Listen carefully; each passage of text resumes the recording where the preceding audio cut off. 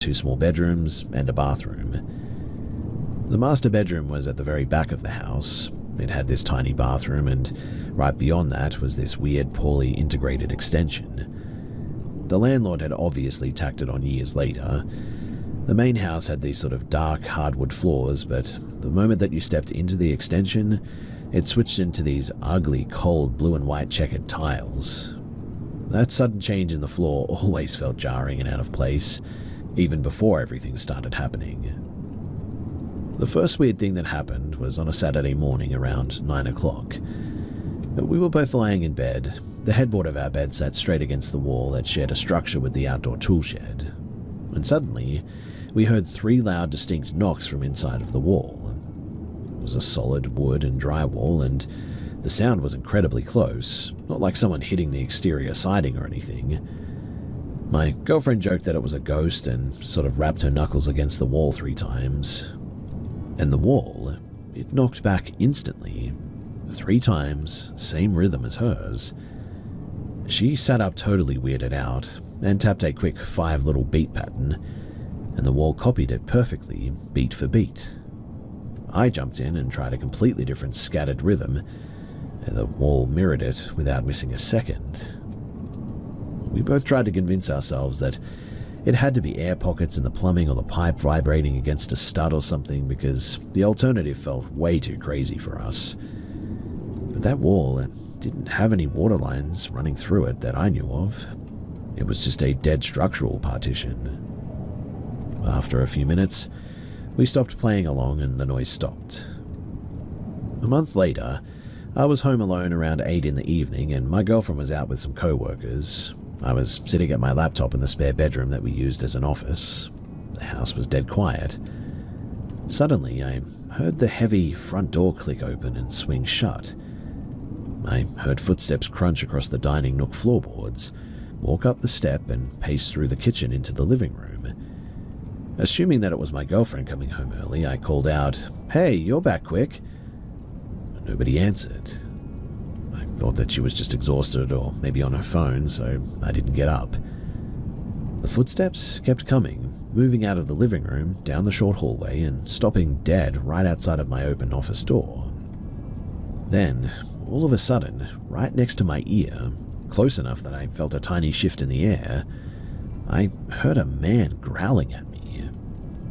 I whipped around so fast that my chair almost flipped. The doorway, though, was completely empty. The hallway was dark and totally still. I checked the front door, it was locked tight. I blamed it on working a 12-hour shift, and I tried to shake it off. About a week later, we were both sitting on the living room couch watching a movie around the same time, 8 p.m. From where the couch sat, you had a direct line of sight through the office doorway and out its back window, which looked into our tiny fenced-in yard. I stood up to grab a glass of water from the kitchen. As I crossed the room, I glanced through the office doorway, and I swear to you that there was a face pressed against the glass of the back window. It was a completely pale man with a completely shaved head, just staring inside. I literally gasped, grabbed a heavy flashlight from the counter, and ran out the back door trying to confront this prowler. But when I got there, the yard was totally empty. There was no sign of the guy anywhere, no trampled grass where I thought that he was standing. The gate was still latched from the inside, and there was absolutely nowhere for a grown man to run in like 2 seconds that it took me to get outside. A few nights after that, we were back in bed scrolling on our phones when the sliding glass door on the master bedroom extension started violently vibrating. It didn't sound like the wind, it sounded like someone had grabbed the handle and was actively trying to rip the door open, shaking it back and forth with a terrifying force. The blue tiles were practically buzzing and almost popping out of their sockets. We both jolted out of bed. I yanked the curtains back, but that little back porch was completely bare. Nothing had been knocked over, and the lock was fully engaged. That's when my girlfriend broke down and admitted that the door had shaken like that twice before while I was at work, apparently. But she apparently hadn't told me because she thought that I'd tell her that she was losing her mind. The atmosphere, though, in the house after that became completely suffocating. The air always felt thick, and our relationship actually started falling apart because of the stress of it all. And by winter, we decided to break the lease early and just part ways. On moving day, the house was completely cleared out by late afternoon. Around 8 that evening, I drove back to the empty property, alone, to grab a box of cleaning supplies and do one final walkthrough before handing over the keys. And the second that I unlocked that front door, I was hit by this heavy, overwhelming smell of sulfur. It was an absolutely horrible smell.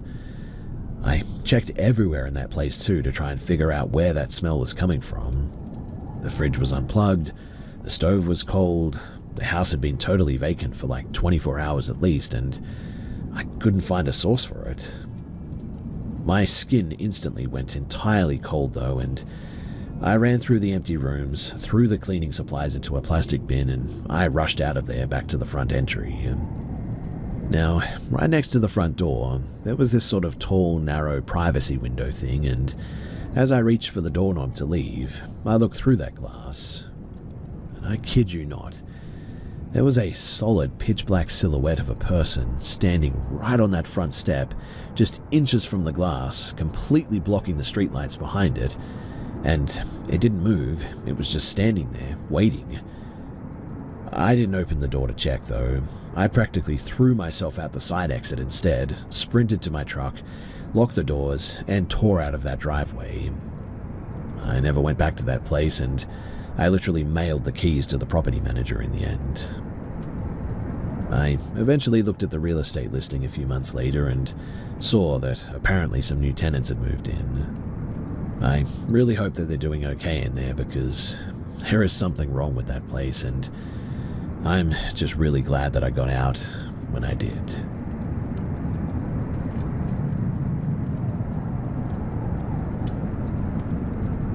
It's been about 10 years since this happened, but the sheer structural impossibility of what happened that night is something that I cannot shake. This was back in October of 2016. I was 17 at the time, living in a quiet residential suburb. My girlfriend at the time, Chloe, and I had gone to a late-night dinner down the highway, and on the walk back, we got into a massive, petty argument about some high school drama. By the time that we were a mile from my house, we had completely stopped talking. She was furious and stormed ahead of me on the concrete sidewalk, keeping a strict 50-foot gap between us. It was around 10:30, so it was getting pretty late, and there were some sharp shadows across the lawns, but there was still enough ambient light that I could see her perfectly. She was wearing a very distinct, oversized, bright red flannel shirt too, and we approached the intersection, and if you take the left, it goes down a steep hill directly toward my family's house, and if you keep walking straight past the intersection, the sidewalk abruptly ends and a dirt utility road runs along a massive fenced-in electrical substation before dead-ending into a thick patch of county woods. Chloe, she hit the corner first. Without hesitating, she took the left. I watched her silhouette angle around the brick retaining wall of the corner house, her red flannel disappearing from my line of sight as she headed toward my street. I kept my slow pace, letting her have her space, but barely 3 seconds later, a figure stepped out from behind that exact same brick retaining wall. It was Chloe. She hadn't walked down the street at all. Instead, she was walking straight back out onto this street, as if she had just paced in a tiny circle behind the wall. I figured that she had dropped her phone or was turning around to yell at me again or something, but she didn't look at me. She didn't even glance in my direction.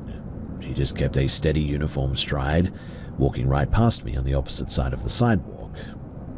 Her eyes were locked completely straight ahead, her face totally blank, headed directly toward the dead-end utility road by the substation. I sort of stopped walking. I was more annoyed than freaked out. I yelled her name, but she didn't even flinch. She just kept walking with this weird robotic momentum. She crossed the gravel verge and stepped into the dark utility track. Her red shirt faded into the shadows of the chain-link substation fence. The path next to the fence is completely straight and wide open for at least 100 yards before the trees start. There are no bushes, no ditches, and no places to hide. But the second that her boots hit that dirt track, she literally just vanished. Now, she didn't run. It was like the darkness just sort of swallowed the red fabric of her shirt instantly, way faster than a human could even move. A split second later, a sound tore out of the woods. It was a full-throated, panicked scream. It was absolutely Chloe's voice, sounding completely terrified, echoing loudly off the metal transformers of the substation. A massive spike of pure adrenaline hit me. I thought that she had been grabbed or tripped into the ravine or something, so I sprinted toward the dirt track. I skipped to a halt right at the entrance of the dark path, trying to get my phone flashlight turned on, my hand shaking, and right as the screen lit up, a voice spoke directly behind me. "What the hell are you doing?" I whipped around so quickly that I almost lost my footing. Chloe was standing on the well-lit sidewalk 15 feet behind me. She was leaning against a mailbox, looking at me with a mixture of confusion and clearly annoyance. She was slightly out of breath from the walk, but completely calm. I just sort of stared at her, my brain completely stalling out. I stammered that I just watched her walk past me in the dark and heard her scream for her life. Her face completely dropped. She swore up and down that she had taken the left onto the other street, and when she realized that I wasn't following her, she had walked back up the hill to see what I was slacking off for. She insisted that she had never gone near the substation, never walked past me, and definitely hadn't screamed. We got into another massive tense argument on the rest of the walk home because I was completely hysterical. The sidewalk? It's a straight open line with 0 alleys, no deep doorways or driveways or anything. I mean, there was just absolutely no physical way for a person to walk past me, enter a fenced utility track, scream, and then reappear entirely unbothered behind my back within a 5-second window, I would say, without me seeing them double back or anything. Well, we broke up a few months later, but to this day, we still don't talk about that night. I can assure you that it wasn't a prank.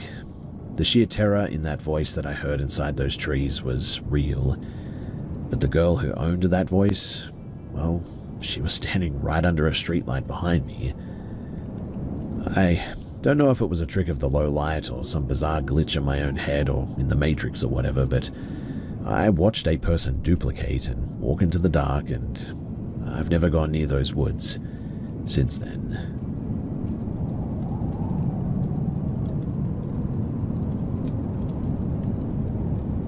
This happened back in November of 2024. I decided to do a solo trek through the Olympic Peninsula in Washington State, specifically the Hoh Rainforest. It's a place of emerald moss and cathedral-like silences, where the canopy is so thick that midday feels like twilight. I'm an experienced hiker, the type who weighs his pack to the gram and even carries a satellite transponder. I don't believe in getting lost, and I don't believe in local legends. So the first night I set up camp in a small clearing about maybe 10 miles from the nearest trailhead. The air was heavy with the scent of damp cedar and rotting vegetation. As night fell, the forest didn't go quiet. It sort of went vacuum-sealed. No owls, no rustle of wind, just a pressure in the air that made my ears pop. I fell into a deep sleep, but the dream that I had was hauntingly vivid. I was laying in my sleeping bag, staring at the ceiling of my tent, when I saw a pair of long skeletal hands press against the fabric from the outside. They weren't trying to get in. They were slowly tracing the outline of my body through the nylon, like a tailor measuring a suit. I couldn't move a finger. I couldn't even blink. When I finally gasped myself awake at 4:44 a.m., my ribs were really sore for some reason, and it almost seemed like the tent was vibrating with a low, subtle, audible sort of hum. I packed up in the pre-dawn grey, feeling like I'd run a marathon. As I hiked deeper into the valley, I noticed my shadow was stuttering. Every few steps it would sort of detach from my feet almost, and seemed like it was lagging for a second. A dark silhouette standing perfectly still on the moss while I continued walking. And I know that this is going to sound crazy, but I would stop and it would like snap back into place with a sickening audible click. By noon, the echoes began. I was crossing a log bridge over a glacial stream when I heard a voice call my name. It wasn't a shout though. It was a perfect sort of digital quality recording of my mother's voice. My mother lives in Florida though, and I stood frozen on the log scanning the ferns for her, but it was only rushing water. Then I heard my own voice, the exact pitch and cadence that I use when I'm talking to myself, sort of muttering. "Don't look up, just keep walking," it said. Well, I didn't stay to investigate. I literally hiked until my lungs were burning, and when I went to pitch my tent that evening, I found the void. My heavy-duty rainfly had been mutilated. There wasn't a cut, there was a perfectly circular hole, about the size of a human head, melted or like dissolved right through the center of the fabric. The edges, they weren't charred, but they were smooth, almost like melted glass or something. Panicked, I abandoned the campsite in the end and scrambled toward an old Forest Service fire lookout that I'd seen on the map. I climbed the steep wooden stairs, bolted the trapdoor, and huddled in the corner with my bear spray. I fell into a fitful sleep that night, only to wake up to the sound of something heavy dragging itself across the wraparound catwalk outside. I looked at my pack at that point, and that's when I noticed that my side pocket was unzipped, and my first aid kit, along with my favorite wool cap, the one with my initials stitched into the brim, were now gone. I got up at that point and I hiked out at a dead run that next morning, reaching my truck by noon. As I was pulling out of the gravel lot, a park ranger flagged me down and he looked at my ID, then looked at me, his face turning a shade of grey. "Hey, I just saw your truck pull out here like 20 minutes ago," he said, his voice trembling. I didn't know how to answer that, so I just said, "Huh, weird." I drove 12 hours straight to my house in Seattle that day. I thought that I was safe once I was behind my own deadbolts, but 3 nights ago, I woke up at 3 in the morning to the sound of my shower running. I walked into the bathroom and it was full of steam. I pulled back the curtain and although the tub wasn't empty, the water was still whirling down the drain, and that's when I noticed like wet, barefoot prints leading from the shower across the ceiling and what seemed to be into the air vent. Last night, my girlfriend called me from the kitchen while I was in the basement. She sounded absolutely terrified, but when I ran upstairs, she was staring at the back door. She told me that she had seen me standing in the yard, drenched in rain, holding a handful of wet cedar branches. She said that I didn't have any eyes though, just smooth pale skin where the sockets should have been. Even just telling this, my heart is thumping and I really don't know what to do about all of this. Like I said, I've never been one to believe in legends or anything, but I cannot explain any of this and I'm just freaking out about it.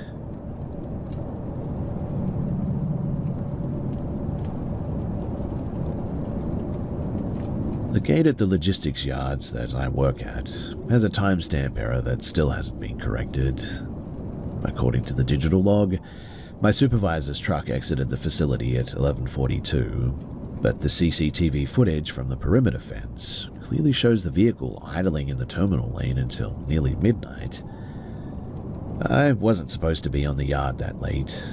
I was pulling a double shift to cover a routine error in the manifest, navigating a white label shuttle van between the towering stacks of the shipping containers.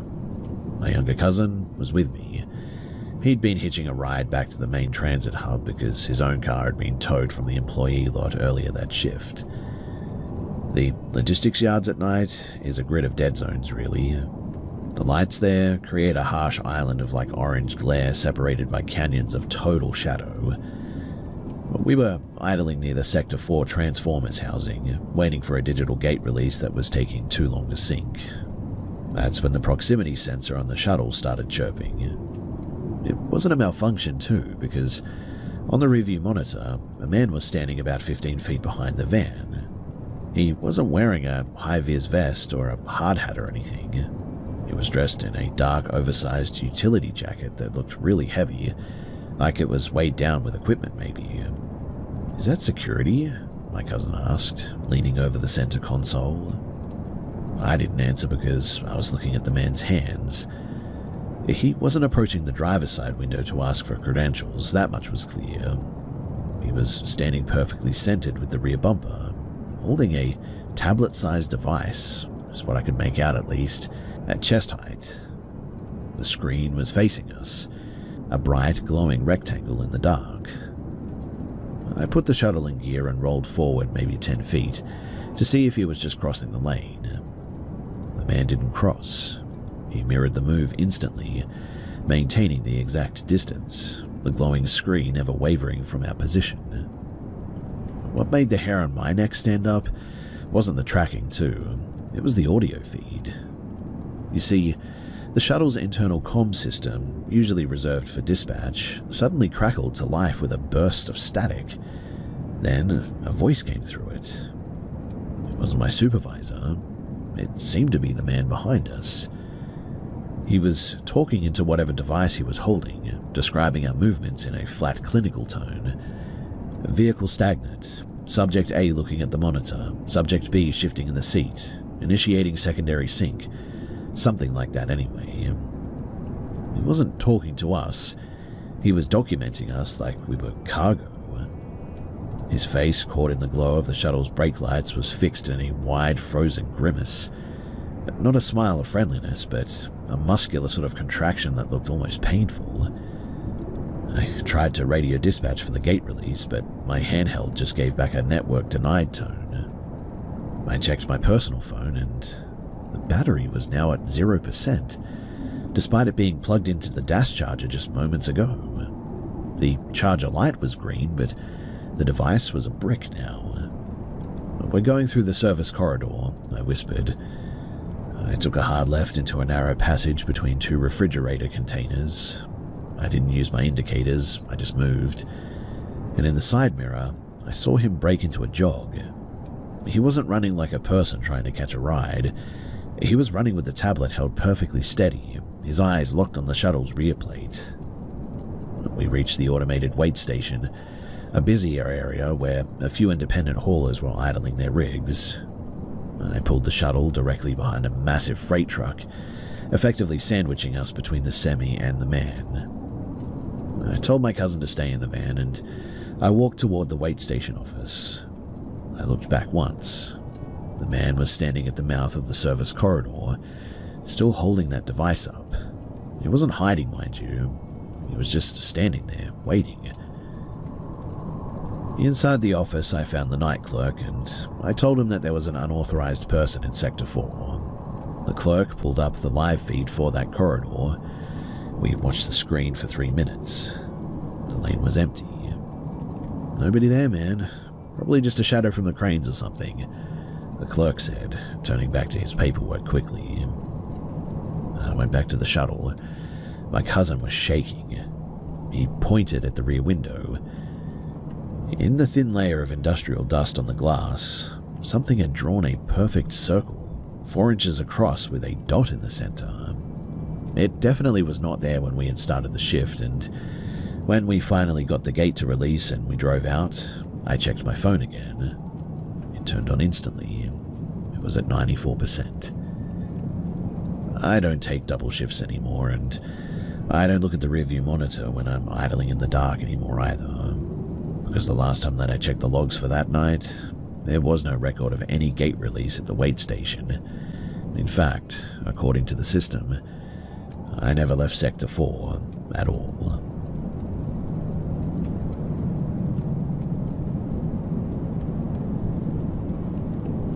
I've never told anyone about this because, honestly, I spent a long time trying to convince myself that I was just paranoid. But looking back at the logs and the physical evidence now, I know exactly what was happening. In the spring of 2024, I was a student at a satellite tech campus in Illinois. I just moved into a shared housing complex that felt more like a dormitory than an apartment, really. I met a guy through a local student exchange forum. He claimed that he was a visiting researcher in his early 30s, focused on some niche aspect of structural engineering or something. He had this exhausting, sort of self-deprecating way of talking, too. Every message was a pity party. I'm probably too boring for you, or people usually find my interests weird. I thought that he was just a lonely academic. I felt bad for him, so I agreed to meet for a coffee at the campus center. In person, the lonely academic vibe vanished completely. He was incredibly intense. He didn't blink enough, in fact, and he sat way too close, and instead of a normal conversation, it felt like an interrogation. He also kept steering the topic toward structural vulnerabilities. He showed me a diagram that he'd drawn on a napkin, and it looked like a layout of the campus library, but with red marks over the emergency exits. He laughed and said, "It's amazing how people think that they're safe just because a door is heavy." I tried to leave at that point, but he insisted on walking me to my building. Along the way, he kept pointing out blind spots in the security camera footage and the coverage there. He told me that he spent time at a private security firm and was disappointed that he'd never got to work on high-stakes containment sites or something like that. He said it, though, with this sort of flat, hollow tone that made my blood run cold, to be honest. The next day, I started getting system error notifications on my laptop for some weird reason. And every time that I logged onto the campus Wi-Fi, my webcam light would flicker for a split second and then go dark. I decided to go to the basement level of the archives, a place that was usually empty and had thick concrete walls that blocked most signals. I sat at a desk at the very end of a row of mobile shelving. I had my noise-cancelling headphones on, but I didn't have any music playing, and I just wanted the silence, really. That's when I heard some sort of, mechanical hum. It was a soft motorized whirring coming from the shelf directly behind me.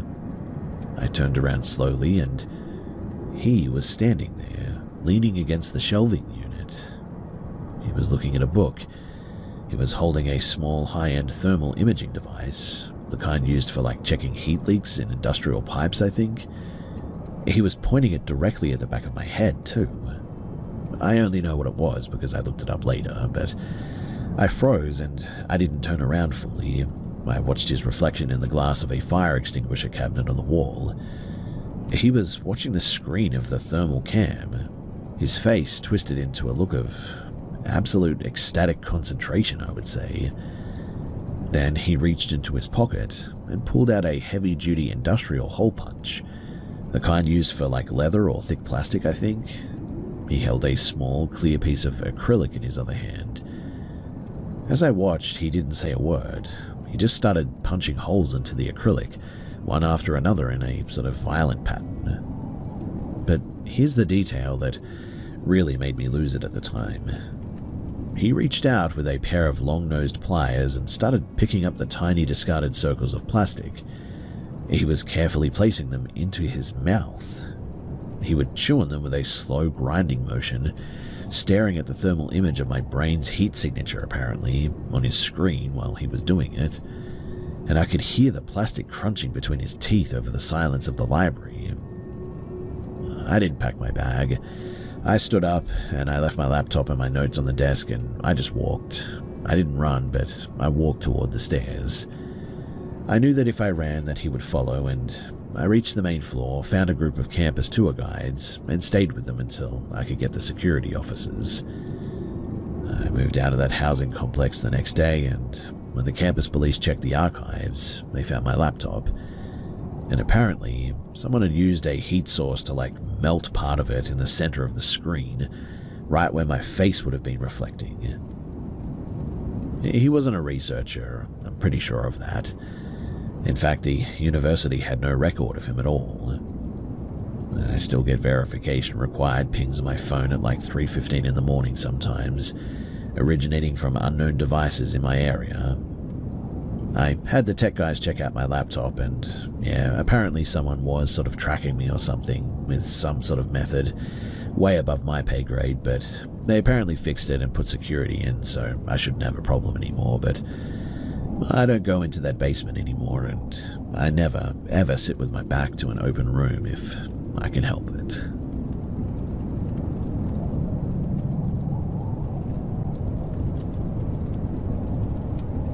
The surveyor's report for the western edge of the Blackfoot River corridor in Montana mentioned a non-standard encroachment near the old timberline, but it didn't describe the physical sensation of the air in that valley. It was mid-November, the kind of cold that feels like it's trying to brittle your bones, and I was out there with my father-in-law. He's a retired land appraiser, and we were verifying the boundary markers for a private sale. The terrain is a punishing mix of deadfall and steep shale-covered slopes, and pretty precarious out there.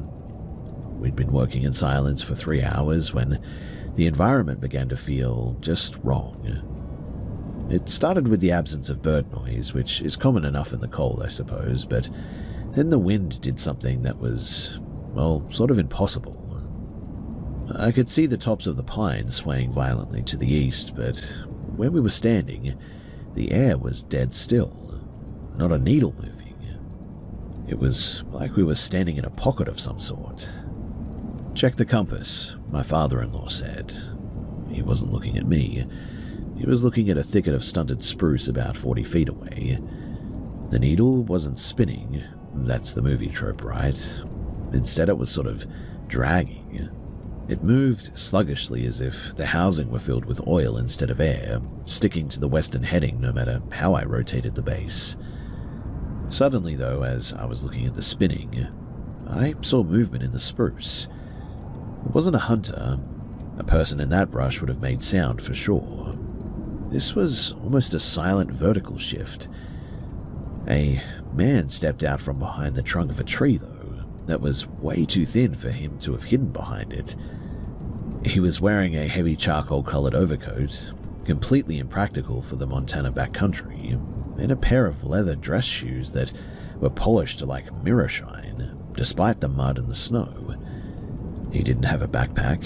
He was carrying a long wooden surveyor's rod that looked like it dated back to the 1800s.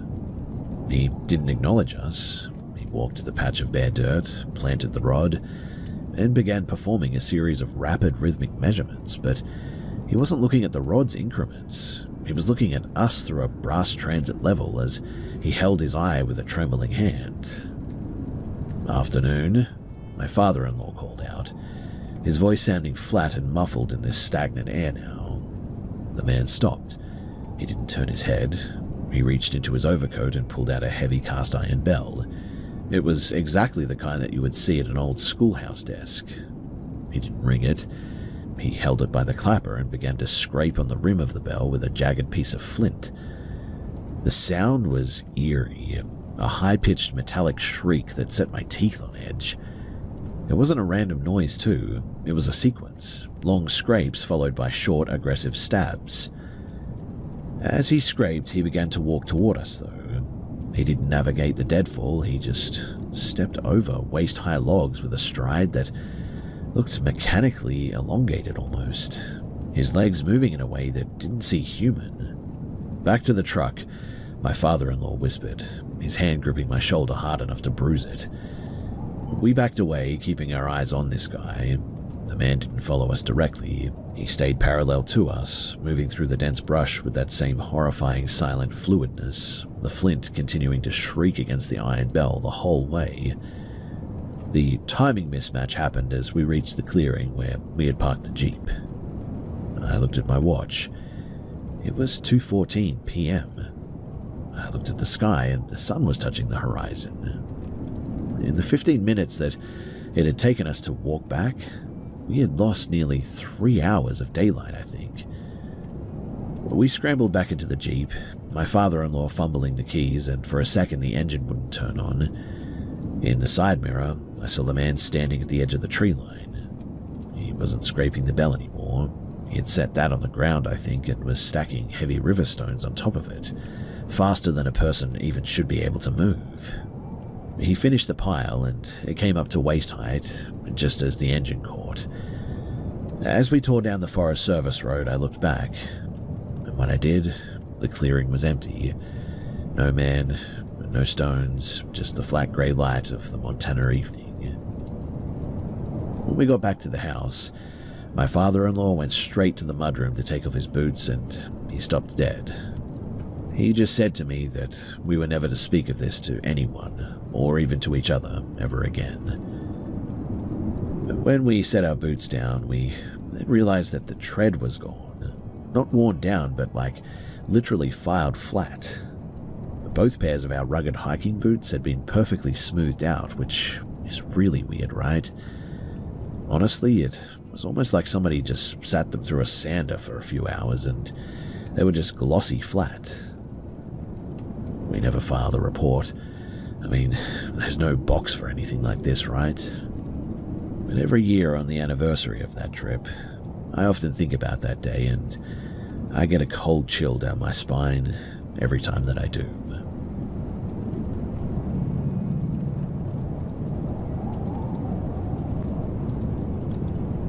I'm sharing this because, well, the local authorities here in Oklahoma basically treated it like a domestic disturbance or a prank. But the physical evidence doesn't lie. We still have structural damage to the house, and the missing time on the analog clock in the hallway is something that I still cannot wrap my head around. So my brother-in-law is a former diesel mechanic. He's a practical sort of no-nonsense guy who doesn't spook easily. And last Tuesday, he was staying at our place, a renovated 1940s farmhouse, while his apartment was being fumigated. Around 3:15, I woke up to the sound of a heavy oak pocket door in the hallway sliding open. It has a very specific metallic grind that you can hear from any room. I walked down into the hall, expecting to see him heading for the kitchen, but instead I saw him standing perfectly still, staring at the pantry door, and he looked pale. He told me that he had been standing there for a few minutes because apparently he had seen a man, not a shadow but a solid person in a heavy yellow industrial raincoat, walk into the pantry and close the door. Now, I checked the handle. It was locked from the inside, which doesn't make any sense because that door only has a simple latch on the outside. We actually had to use a screwdriver to pop the pins on the hinges in the end to get it open without breaking it.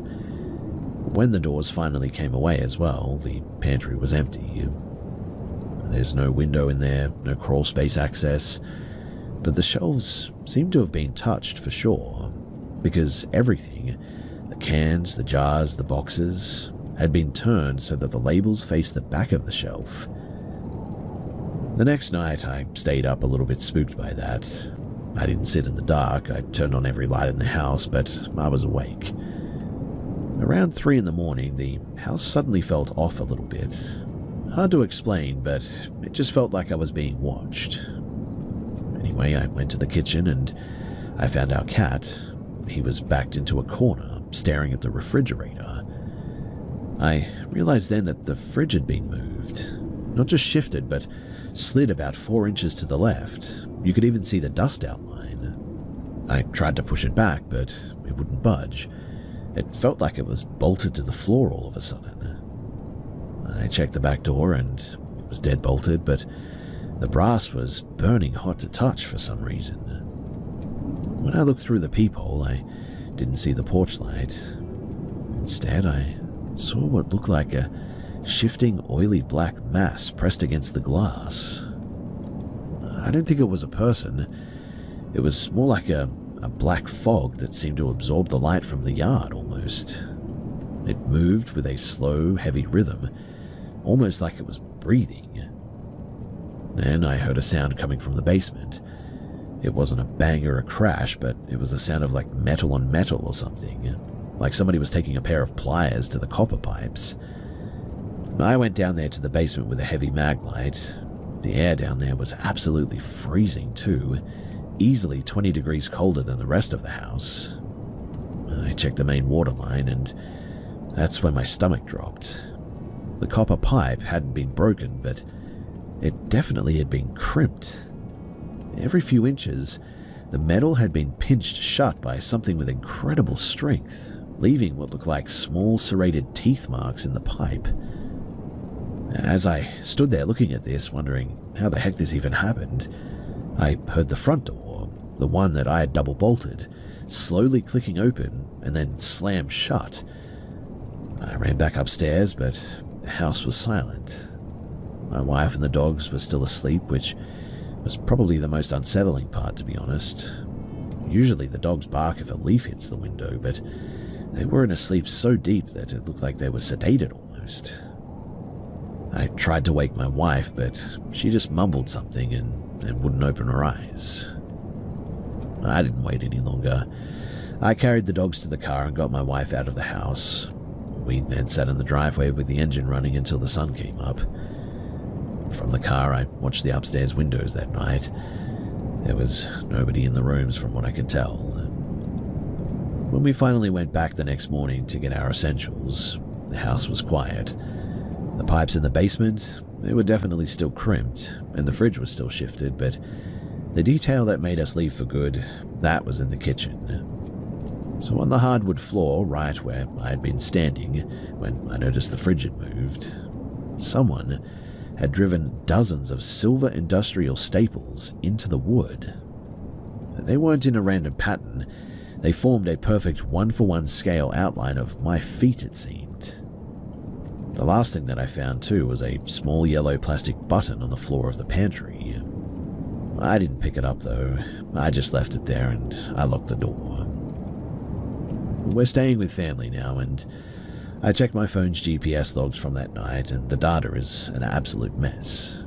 It shows my phone moving in a perfect high-speed circle around the property for 3 hours straight, even though I was sitting in a stationary car the whole time. I went to an optometrist yesterday because my left eye has been really irritated lately, and he found a microscopic silver splinter embedded in the surface of my cornea. And I kid you not, he said that it looked like a fragment of a staple. He removed it, but my vision in that eye is still pretty off, and everything looks slightly sharper and more sort of geometric, I guess, but it's almost like I'm seeing the framework of the room instead of the room itself. It's weird and really annoying, and apparently it's going to go away soon, but still, what a mess, right? Anyway, we're definitely not going back to that place, because whatever is in that house, it wasn't just an intruder. It's something else, and I don't want to deal with that.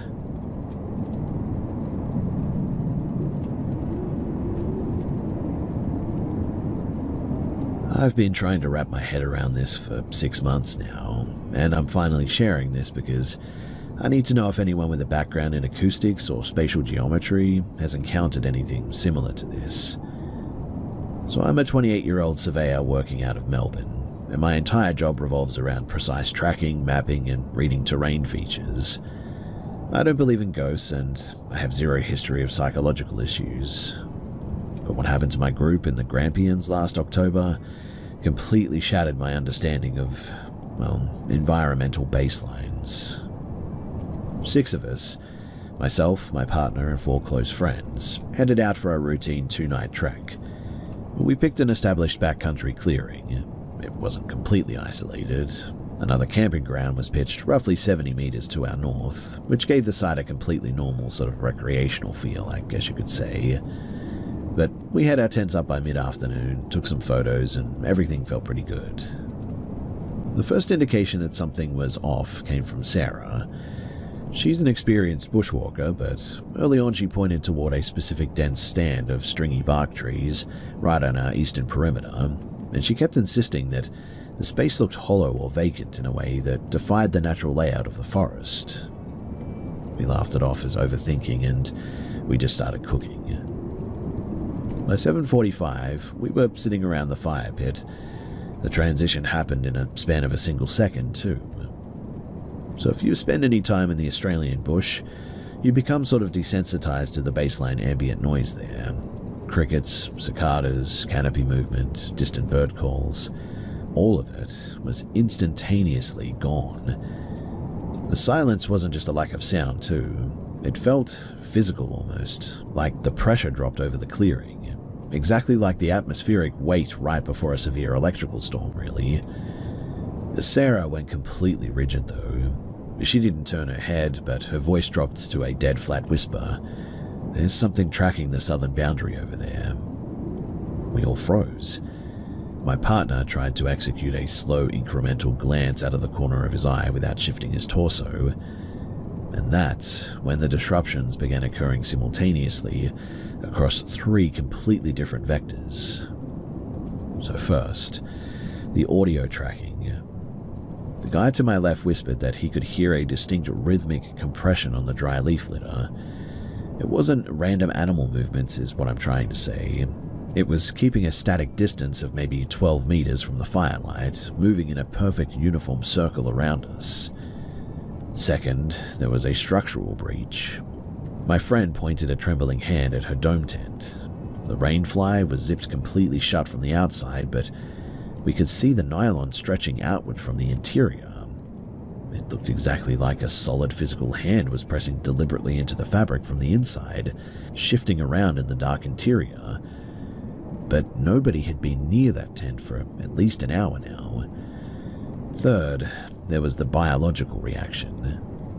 The guy sitting directly across from us flinched violently and grabbed his forearm.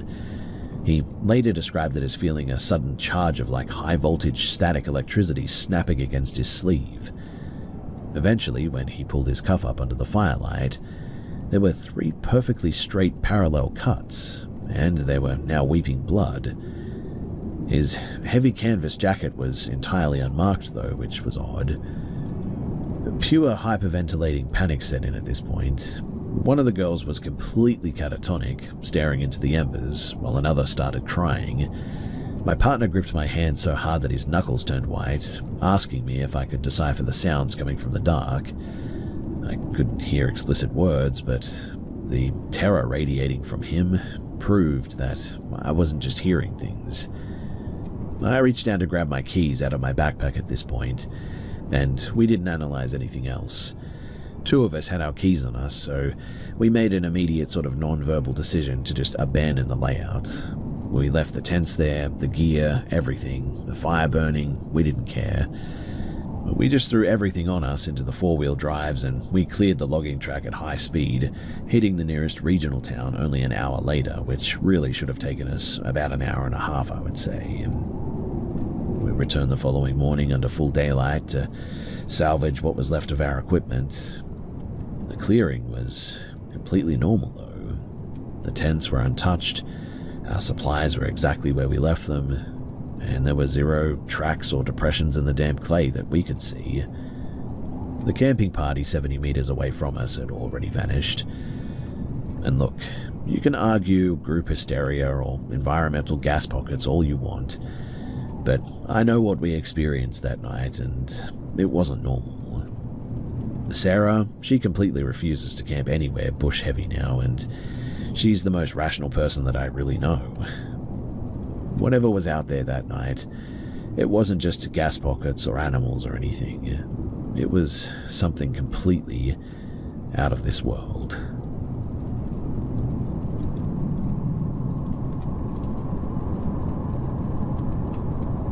I know exactly how insane this sounds, and if it was just me who experienced it, I would have blamed it on being exhausted, mishearing things, or just my brain playing tricks on me in the dark. But the fact that 2 other people caught it too, including a friend who was miles away on a call, is the only reason why I'm sharing this now. I need to know if anyone else has dealt with something like this before and what you did about it. So this happened late last August. I'm 22 and live with my parents and 2 younger siblings in a standard 2-story house just outside of Columbus, Ohio. The setup is pretty typical. All of our bedrooms are lined up along one long hallway upstairs, and my parents' room is directly downstairs on the 1st floor. We've had minor, totally explainable things sort of happen over the years, like doors drifting open if they're not latched right, or wood clicking when the temperature shifts, but nothing that ever really made me feel unsafe at all. It was right around midnight though, maybe a few minutes past, and I was sitting at my desk on a late-night video call with a friend from college. We were just shooting the breeze and looking over some projects, so I was completely awake and alert. And while we were talking, I heard a distinct rustling sound coming from my 14-year-old sister's bedroom across the hall. It sounded like someone shuffling around or brushing up against the wooden furniture in there. She used to sleepwalk a lot when she was a kid, so my first reaction was that she was just having an episode or whatever. I told my friend to hold on for a second, muted my mic, and stepped out into the hallway to check on her. And the second that I crossed the threshold of my room, I just felt awful. The hallway felt freezing all of a sudden compared to my bedroom too. It wasn't like a window was open or anything. It was just like this sudden heavy pocket of cold air was sitting right there in the middle of the corridor. As I walked closer to her door though, the shuffling sound inside her room stopped completely. I reached my hand out for her doorknob, and before my fingers could even touch the brass, a voice spoke right behind my ear. Now, this wasn't just a faint whisper, and it wasn't some muffled noise from the outside. It was a normal, clear, adult female voice speaking at a completely normal volume, barely inches away from the back of my neck. It just said, "What are you doing?" The tone was what messed me up the most, though. It wasn't scary or monstrous or anything, it just sounded incredibly cold and sharp, like a strict teacher catching you doing something that you weren't supposed to be doing. I whipped around instantly, expecting to find my younger brother trying to prank me or my sister standing behind me, but the hallway, it was completely empty. The air was dead still, and both of their bedroom doors were shut. A massive wave of just like pure adrenaline hit me all of a sudden. I didn't bother checking their rooms. I just turned around, walked fast down the stairs, and went straight for the first living room where all the lights were on. I then went to unmute my laptop, but I realized that I hadn't muted it at all, and I sat there trying to get my breathing under control. My friend was staring at the camera, looking totally confused, and asked me what happened. I asked her straight up, "Did you say something, or was there some weird audio feedback on your end?" She looked at me funny and said, "No, why?" "I thought someone walked into your room. I heard a woman ask what you were doing right before you walked away from the screen." And that was the exact moment that my stomach dropped. Hearing it myself was one thing, but knowing that my microphone had actually picked up the sound wave, digitized it, and blasted it through my friend's speaker miles away meant that it was definitely not just in my head. It was a real physical sound. While I was sitting on the couch trying to process all of this, though, both of my siblings came downstairs looking exhausted and really annoyed. They then asked me why I was stomping around in the hallway and making so much noise. They had both been fast asleep until like a minute ago, and neither of them had opened their doors.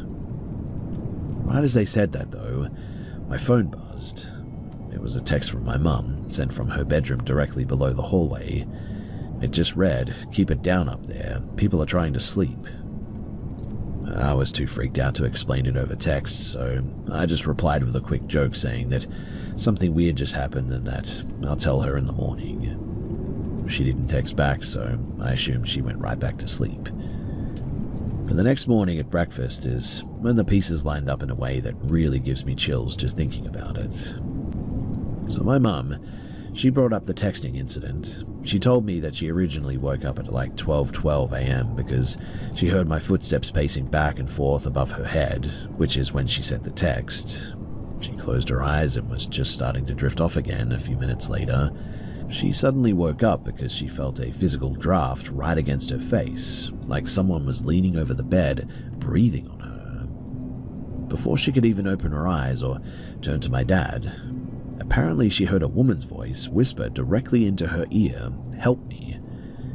She said that it was the exact same profile that I described. Clear, direct, an unfamiliar female voice, and close enough that it felt like the person was practically touching her. She bolted upright, turned on the bedside lamp, and checked the room. My dad was dead to the world beside her, like he normally is. The bedroom door was locked tight, though, and nothing was out of place. What really freaked her out, though, was when she grabbed her phone to check the time right after hearing the voice. My text message was about something weird happening upstairs, and it was sitting on her screen, time-stamped at that exact same minute. We sat at the kitchen table and compared notes for about an hour after that.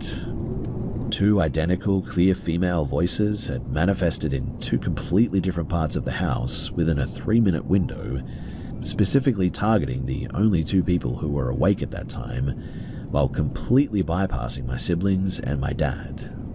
How weird is that, right? Well, since that night, nothing like that has happened again, thankfully. No voices, at least, but whenever I have to walk down the upstairs hallway after midnight, I always get this horrible, heavy feeling right outside of my sister's bedroom door, like someone is standing just a fraction of an inch outside of my field of vision. It's really creepy and absolutely freaks me out. I've started keeping my bedroom door completely shut and latched every single night now, which is something that I never used to do. I'm still trying to find a logical explanation for how an audio glitch hits a house like that, but having my friend hear it over a video call is the one detail that I just cannot break down. Has anyone else here ever experienced anything like this before, where a sound followed you or hit multiple people in different rooms at the same time or something like that? If you have, do let me know, because I am losing my mind trying to rationalize all of this.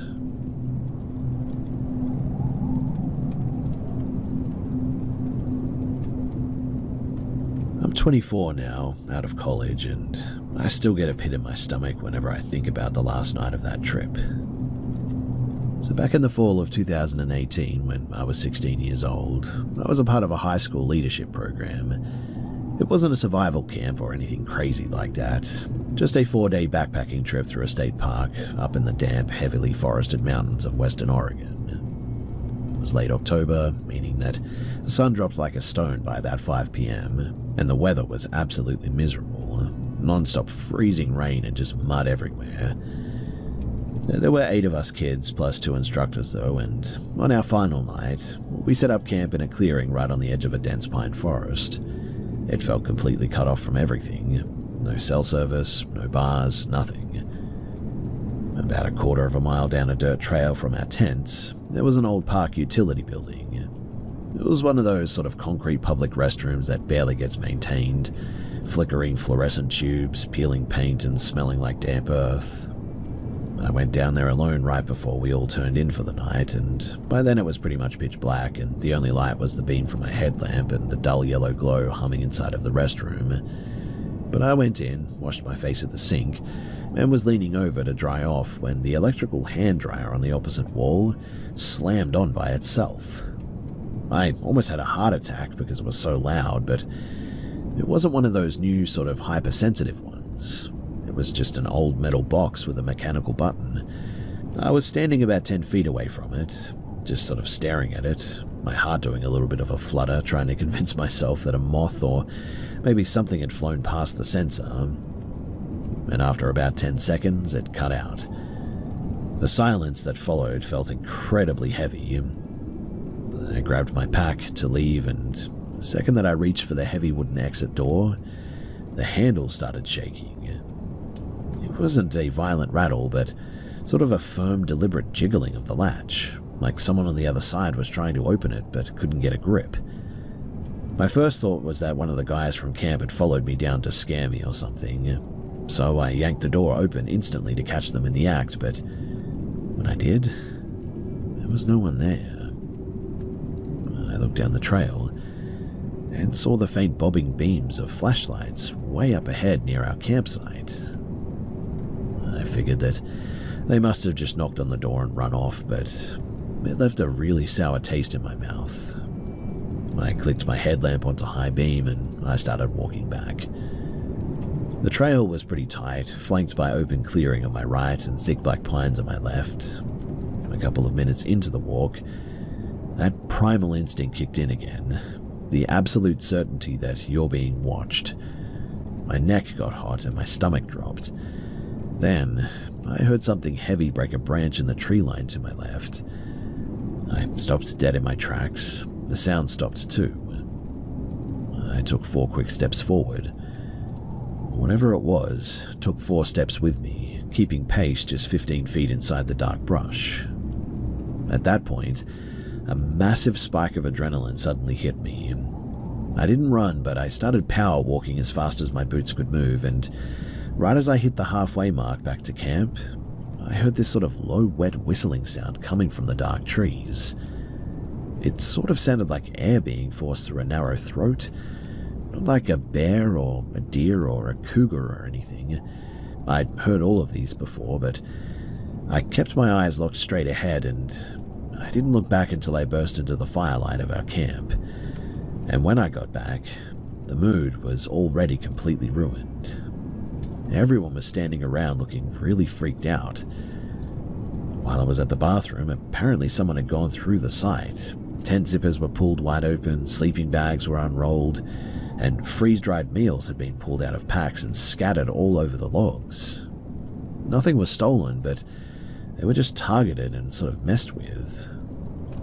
One of the guys, a quiet kid named Tyler, mentioned that he thought that he had seen a tall figure walking between the tents a few minutes earlier, but he'd assumed that it was me returning from the restroom.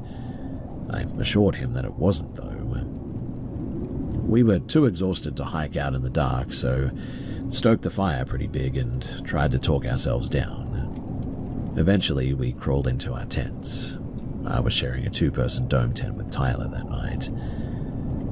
I don't know what time it was when I woke up, but the fire had completely died down. The rain had stopped and the woods were pretty much dead quiet. I was sort of just laying there, listening to the wind and the crickets, when I heard a low sort of talking right outside of our rainfly. It was close enough that I could hear the wet cadence of the speech, though I couldn't quite make out what the specific words were. It sounded a bit like 2 of the guys in our group having a casual, hushed conversation just out of reach, and I reached over in the dark and nudged Tyler's shoulder. He woke up instantly, his body going totally rigid. He listened for 3 seconds and then whispered a tiny, trembling "yeah" into the dark. Right then, a wave of cold sweat broke across my forehead. The voice speaking right outside of our tent canvas, the tone, the pitch, the specific way it dragged out vowels, it was Tyler's voice. I mean, it sounded exactly like he was standing out there in the freezing mud talking to himself. But Tyler was literally 3 inches away from me in a sleeping bag, his chest heaving in absolute terror as we both listened, wide-eyed. We didn't move, though. We didn't unzip the tent. We just sort of laid there in the pitch black, paralyzed, listening to Tyler's voice mumbling nonsense syllables in the dark until it finally faded out into the trees at around 4 in the morning, I would say. Obviously, we didn't sleep the rest of the night. The next morning, the ground was too churned up from the rain to find any clear footprints. The instructors completely blew us off, claiming that it must have been local teenagers or another hiking group playing pranks, but we all knew that that was absolute garbage. I mean, there wasn't another soul permitted in that sector of the park for miles that weekend. Look, I'm a pretty rational guy. I know that there are people out there who live in the woods, and I can rationalize the hand dryer glitching and the tents being messed with, the footsteps on the trail, but I cannot logically break down that voice. I mean, hearing someone speak the exact vocal cords of the person shivering right next to you is something that I really don't know how to explain. I haven't gone camping since then, and I lost touch with those guys, but I often wonder if they still think about it, too.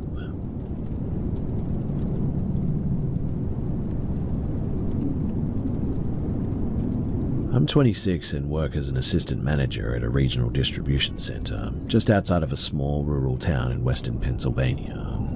My property is on a long unpaved gravel road surrounded by thick woods on both sides.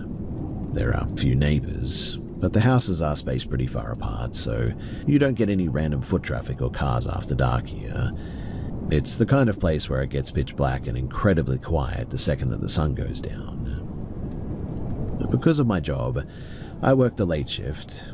I usually pull into my driveway somewhere between 11 p.m. and midnight. The weird thing is that this only ever happens right after I get home and shut off my engine, never later in the night. The first time it happened, I didn't think too much of it. I got out of my truck, slammed the door, and immediately heard what sounded exactly like someone riding a bike down the gravel road. If you've ever heard bike tires on loose gravel, you know that it's a very specific rhythmic crunch that sounds nothing like asphalt. I figured that it was a local kid out late, which was a little bit odd for a Tuesday night, but whatever.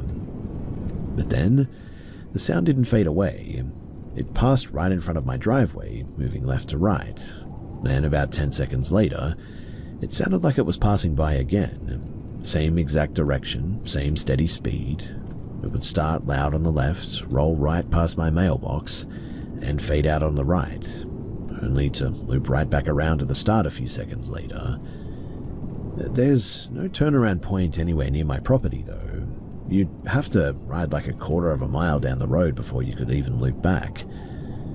I stood there by the truck for a couple of minutes, just listening to it do laps in the dark, and I walked down to the edge of the ditch to see who it was. But there was no one there. There was no headlight, no reflector, no silhouette against the trees. It was just pitch black out there, and unless you had a flashlight, there's no way that you would be able to see the road at all, let alone ride a bike down a steady clip like that. I tried to tell myself that the sound was carrying weirdly through the valley here. Sometimes the acoustics out here get pretty warped and you can hear a tractor or maybe a highway miles away, like it's right next to you. So I just went inside. The next night, though, it happened again. Same time, same gravel crunch, same looping effect. This time, though, I stayed perfectly still against the side of my truck to track it. It didn't sound like an echo at all. The volume was completely consistent. Like whatever was making the noise was physically on the road right in front of me, maybe 30 feet away. Then I noticed a second sound layered into the crushing tires. There was breathing. It wasn't heavy panting like a person exerting themselves on a bike. It sounded like short, sharp bursts of air, almost like a large dog sniffing the ground and then doing that quick sort of forceful huff to clear its nose. It was perfectly in sync though with the rolling sound, repeating every few seconds as it passed by. That was the part that made my skin crawl, because I have a 3-year-old German Shepherd mix. He's incredibly protective and alert to absolutely everything outside. If a stray cat, a deer, or even a neighbor walking a block away catches his attention, he immediately goes into lockdown mode, growling, ears up, pacing the fence line. But right then, he didn't react at all. He was sitting right at my boots, completely relaxed, looking up at me like nothing was happening. He didn't perk his ears, he didn't sniff the air, nothing. I grabbed his collar and I brought him inside pretty quickly after that. Over the next few weeks, I started paying closer attention to the environment whenever the sound started up. The biggest giveaway was just how dead silent the rest of the woods got too. And every night since then, it's just the gravel crunch and that weird sort of huffing breath. A few nights ago, I decided to try and catch whatever it was in the act as well. I left my headlights off when I pulled in, kept the garage light dark, and I stood just inside the threshold with the automatic garage door stopped halfway up. I waited, and within a minute, the sound started again. It didn't gradually approach from down the road this time, though. It was just suddenly there, right in front of my driveway. The crunching of the gravel sounded like it was barely 15 feet away from where I was crouching. I crept forward a few inches, squinting into the dark, trying to catch any sign of movement. But still, I didn't see anything. The second, though, that I hit the button to slam the garage door down, the sound cut out. It didn't fade into the distance and it didn't speed up. It just vanished instantly, like someone hit a pause button. The most recent time it happened was last Friday, though. It was a clear night with a massive full moon, meaning that it was bright enough that I could see perfectly across the road and all the way into the first layer of the tree line even. I got out of my truck, let the dog out to pee, and there it was again, left to right, the steady crunch of tires on gravel and that huffing breath. But this time, alongside of the rolling sound, I could hear something moving through the high weeds just off the shoulder of the road. It wasn't the sound of footsteps, but more like a heavy mass shifting through the brush, moving deliberately. I called my shepherd over and held him tight against my leg. Still, zero reaction though.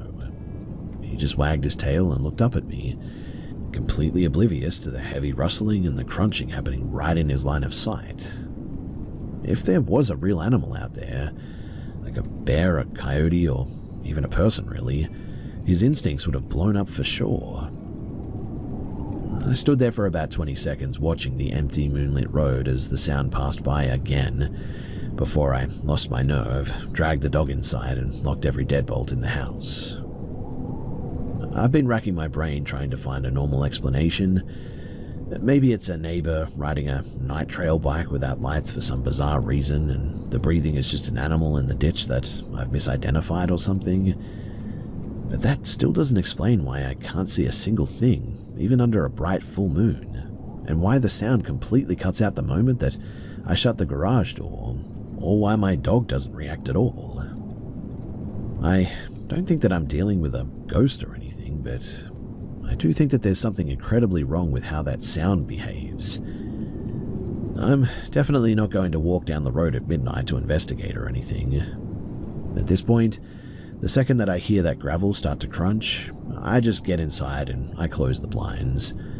Whatever is out there, it clearly doesn't want to be seen, and quite honestly, I am fine keeping it that way.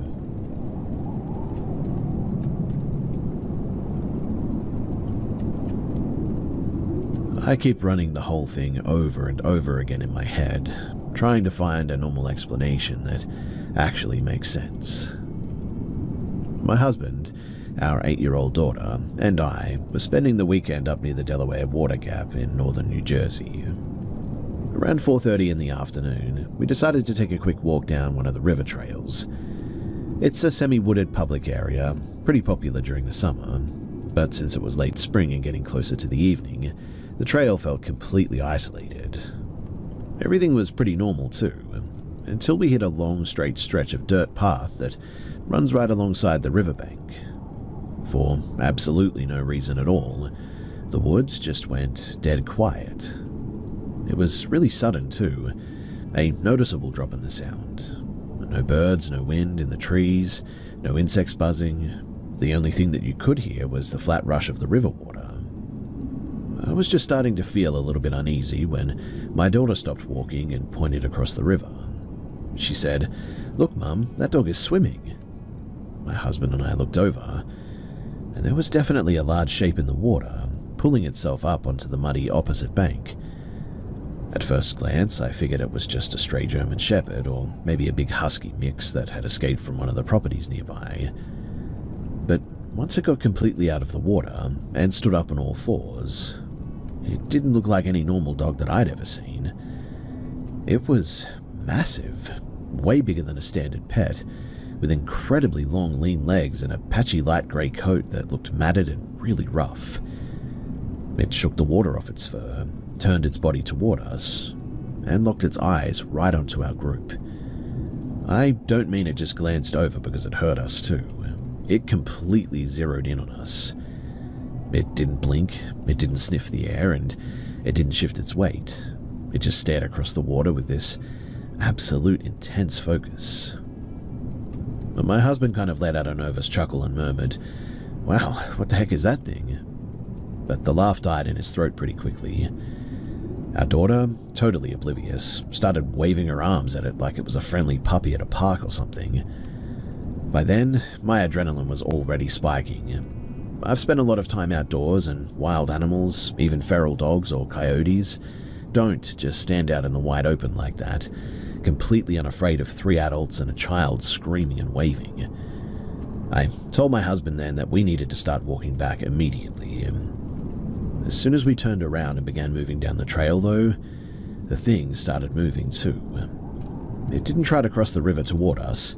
It stayed on its side of the bank, pacing us at the exact same speed that we were walking, and it never broke eye contact, not even for a split second. Even when it had to step over large rocks or push its way through thick briars or whatever, its head stayed completely locked onto us, angled sideways as it walked forward. It tracked us like that too for, I would say, at least a solid 3 or maybe 4 minutes. My daughter kept giggling and saying, "Look, it's playing a game with us." My husband grabbed her hand incredibly tight, pulled her close to his side and told her in a really sharp and serious voice to stop looking at it.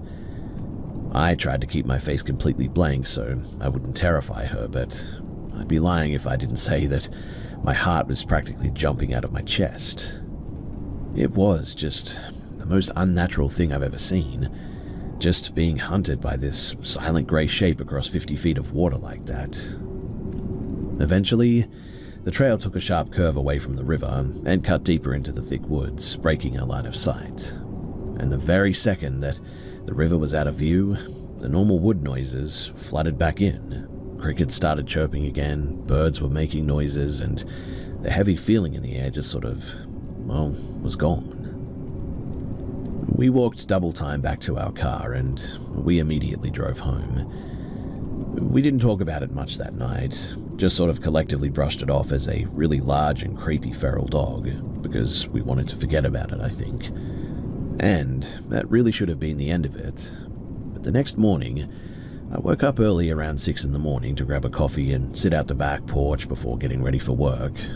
We live in a pretty rural neighborhood about 45 minutes away from that trail, with a decent-sized backyard that backs up to some woods there. It had rained a little bit right before dawn, so the dirt and the mulch along the side of our house was still soft and damp. And as I walked out, I noticed a line of deep marks in the mud near the foundation. I walked over to look, and my stomach dropped into a freezing knot. They were massive, and I mean massive paw prints, way larger than any domestic dog breed around here. The stride length was wide, spaced out like whatever made them was taking huge, long, slow, deliberate steps. But the part that makes me feel sick every time that I think about it is where the tracks ended. The prints, they walked right out of the tree line, came straight across the grass, and stopped directly underneath our low-set living room window. There were also 2 deep indents in the mud right up against the vinyl siding there, like it had stood up on its hind legs to press itself against the glass or something. And then the trail literally just stopped. There were no turning tracks, no prints double backing into the grass, no muddy slides showing that it had jumped or run away or anything. The footprints literally just went right up to the window, and then there was nothing else but undisturbed smooth mud, almost like it had just completely vanished in that spot. I called my husband out, and the second that he saw them, his face went completely pale. We ended up calling the local wildlife control office later that day, and the warden told us that there had been a few reports of a large coyote or a wolf hybrid or feral dog pack moving through the county lately, and that it was probably a hybrid that had lost its fear of humans because people leave garbage out all the time. He said that it probably followed our scent to our car, or it was just a bizarre coincidence that it hit our yard the next morning. And on paper, that sounds like a perfectly reasonable explanation, I suppose. But I have never, in my entire life, seen an animal act with that kind of cold, calculated intelligence like that. No wild dog tracks a family in broad daylight without making a sound, and no normal animal walks straight up to a specific window and just vanishes into thin air without leaving a single exit stride. We haven't seen grey things since that morning, but I've started checking the window locks 3 times every night before I go to bed now, because I'm not taking any chances with something that watches you like that.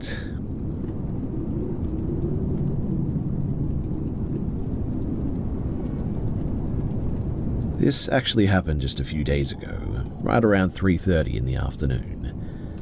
So I live in Austin, Texas, and I'd finished up a work shift early, so I drove down to a popular park right along Lady Bird Lake just to clear my head for a bit. It's a pretty busy spot, lots of people jogging and whatnot, folks walking their dogs, couples sitting on blankets. Nothing remote or creepy about it at all, really. I found an empty bench facing the water. I sat down for a bit and started scrolling through my phone. Now, to give you a bit of context here, I've been going through a bit of a rough patch lately. Nothing tragic, but just a lot of relationship stress and overthinking everything. Right before this happened, I'd actually just read an article online about relationship anxiety, and it hit so incredibly close to home that I took a quick screenshot of the text to save for later. I locked my phone, set it on my knee, and just stared out at the water. Maybe 2 minutes later, a voice spoke from my left. I didn't hear a single footstep approaching, which was the first detail that really felt weird, because the path right there is crushed gravel and you can always hear people walking up behind you. She just said, "Hey," in a really casual and sort of flat tone. I looked up, kind of startled, because I didn't think that she was talking to me at first. Without waiting for me to say a word, she just sat right down on the opposite end of the bench. The lack of personal space immediately made my guard go up, though. She looked to be in her mid-30s and had short dark hair, wore standard sunglasses, and had a small leather crossbody bag over her shoulder. She looked normal enough, I suppose, nothing obviously strange about her clothing or appearance or anything. But she didn't look around at the lake or the path at all. Her head was turned completely toward me, just watching me. Then she asked, "Hey, can I ask you something kind of random?" My stomach did a bit of a flip, but I just nodded and said, yeah, sure," because it's hard to say no to someone's face, right? Well, she leaned in slightly and then said, "What do you think love actually is?" She wasn't smiling, she didn't laugh like it was a joke, and she didn't have that friendly, making conversation vibe. It was a completely straight-dead, serious question. The whole thing threw me totally out of balance, if I'm honest. I mean, it's not the kind of heavy philosophical question you expect from a random stranger on a park bench, right? I just sort of sat there like a deer in the headlights, my brain completely blanking out. I remember this intense, suffocating feeling of pressure washing over me, like she was waiting for me to say one specific phrase. I just muttered in the end, I don't really know," just to shut the conversation down. Right then, though, she reached up and took her sunglasses off, and this is the part that completely ruined the interaction for me.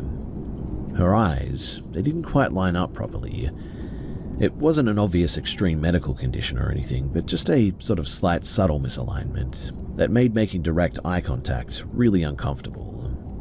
It honestly felt a little bit intentional too, like her gaze was purposefully shifting around to study my micro-reactions. Then she said, completely calmly and unbothered, "You're focusing on the wrong part of it. You'll figure it out, though." No smile, no warmth. She just said that as a cold fact.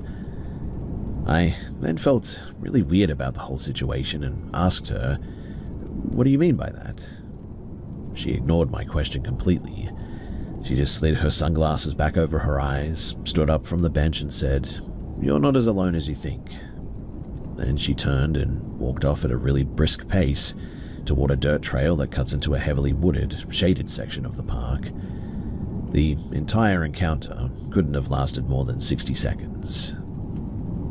I sat on that bench for a good 5 minutes, just trying to process what the heck had just happened, because the energy of the whole thing felt incredibly wrong. I mean, it wasn't an overt physical threat or anything, but it was just so deeply, weirdly invasive. Out of pure curiosity, I would say, I finally got up and walked down the same wooded path that she had taken. The trail, it isn't very long, and it opens up pretty quickly into 2 wide, clear grassy fields. If someone was walking down there, you'd be able to spot them from hundreds of yards away very easily. But when I got there, she was completely gone. I didn't see anyone matching her description. No one walking away in the distance, nothing. There were still other people hanging out in the park, so it's not like the area had suddenly cleared out or anything too. I even walked a full loop around the entire sector of the trail just to make sure that she hadn't stopped behind a tree or something, but nothing. There was no one there. I tried to shake it off though, assumed that she must have just been walking faster than me or cut through the brush when I wasn't looking, and I drove home. I completely forgot about the whole thing too, until later that night, and that's when things took a turn that genuinely made my blood run cold. You see, I opened my phone's photo gallery to send that relationship screenshot to a close friend of mine, and it wasn't there anymore. I checked my main camera roll, my hidden folder, and my recently deleted album. The image was completely gone, like it had never even been captured. And in its place, I think, was a picture of this woman's face staring directly at me. It was as if I had taken a photo of her looking directly at me with those creepy eyes of her. Look, I'm trying to keep both feet on the ground here, and it could easily just be a digital glitch, or maybe I hit the home button before the screenshot actually saved to my drive or whatever, and maybe that's how I lost that first image. But how that second image appeared on my phone, I genuinely have no idea. Also, when I think back about it, the one thing that I really cannot logically dissolve is the fact that she chose that exact 2-minute window to sit down next to me and ask a question perfectly mirrored to the exact sentence that I'm pretty sure I remember reading on my screen, and telling me that apparently I was focusing on the wrong part of it or something. Anyway, I haven't gone back to that park since then, and if anyone out there has had a stranger approach them with the same sort of bizarre hyper-focused energy like this, and then a picture of them randomly appears on your phone, I would really like to know, because I'm losing my mind trying to rationalize how she knew exactly what I was thinking, what I was looking at, and how on earth she even got onto my phone.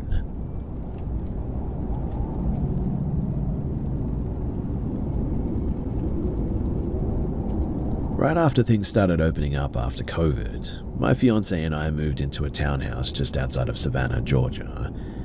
The rental market was a total nightmare, so we took the first place that we could find that allowed pets.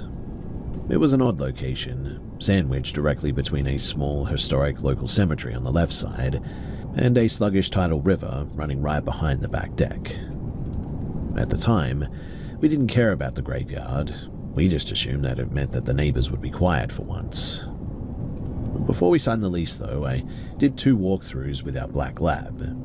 He didn't growl, his hair didn't stand up, and I didn't get any weird vibe or instinctual do not live here warnings. So we moved our stuff in around late May. For the first few months, everything was pretty normal too. Just standard house settling noises. The actual shift started in November, about a week after Halloween. Now, my fiancé was looking for a spot to store some extra suitcases under the main staircase, and found a hidden crawl space panel that I didn't even know was there. It wasn't a standard door as well, just a piece of drywall that you had to physically lift out of the frame. The second, though, that he popped it open, I just got this horrible, overwhelming wave of anxiety and told him to leave it alone. He laughed and told me that I was being dramatic, and crawled inside with a flashlight anyway. He found a small, unfinished underground room. Dirt floor, old stone foundation walls, maybe the size of about a tool shed. Leaning against the back wall was an old canvas painting. It didn't have a frame, just a raw canvas showing a single dead, leafless tree on the top of a hill at night. I told him to leave the painting there, and to find somewhere else for the suitcases. He ignored me though, stashed our summer gear in the dirt room, and actually carried the painting upstairs to lean it against the living room wall. I was furious with him, not because I thought that it was haunted or anything, but just because it was old, dusty, and creepy to look at. I made him take it back downstairs the next morning. Within 48 hours, I would say, the house completely changed after this. One evening, we went out to grab some Mexican food. I specifically turned on the downstairs hallway light before we locked up so that the animals wouldn't be in the dark. When we unlocked the front door an hour later, the light was off. Not burned out and not flickering, but the physical plastic switch had been flipped down into the off position. We both just sort of stood there in the dark, debating whether we had actually forgotten to flip it, but I knew for a fact that I had turned it on for sure. The layout of the second floor is important here too. There's a long straight hallway upstairs, and our master bedroom was on the far end of this, facing the river, and my home office was at the opposite end. Its window looks directly down into the cemetery there, and my fiancé hated the energy in that office, so we usually kept that door completely shut. A few days later, I was working at my desk when my cat knocked a water glass onto the hardwood floor, shattering it. I swept it all up, dumped the broken shards into the small trash can in the upstairs bathroom, and I went back to work. Later that night, around 10 p.m, we were downstairs watching TV, and I got up to head upstairs to grab a sweatshirt from the bedroom. Right before my foot hit the bottom step, though, this overwhelming alarm bell went off on my head. I literally stopped dead and reached out to flip on the stairway light, and the middle 3 steps were now covered in jagged shards of broken glass. And I mean, it wasn't just a stray piece here or there, it was a full deliberate pile.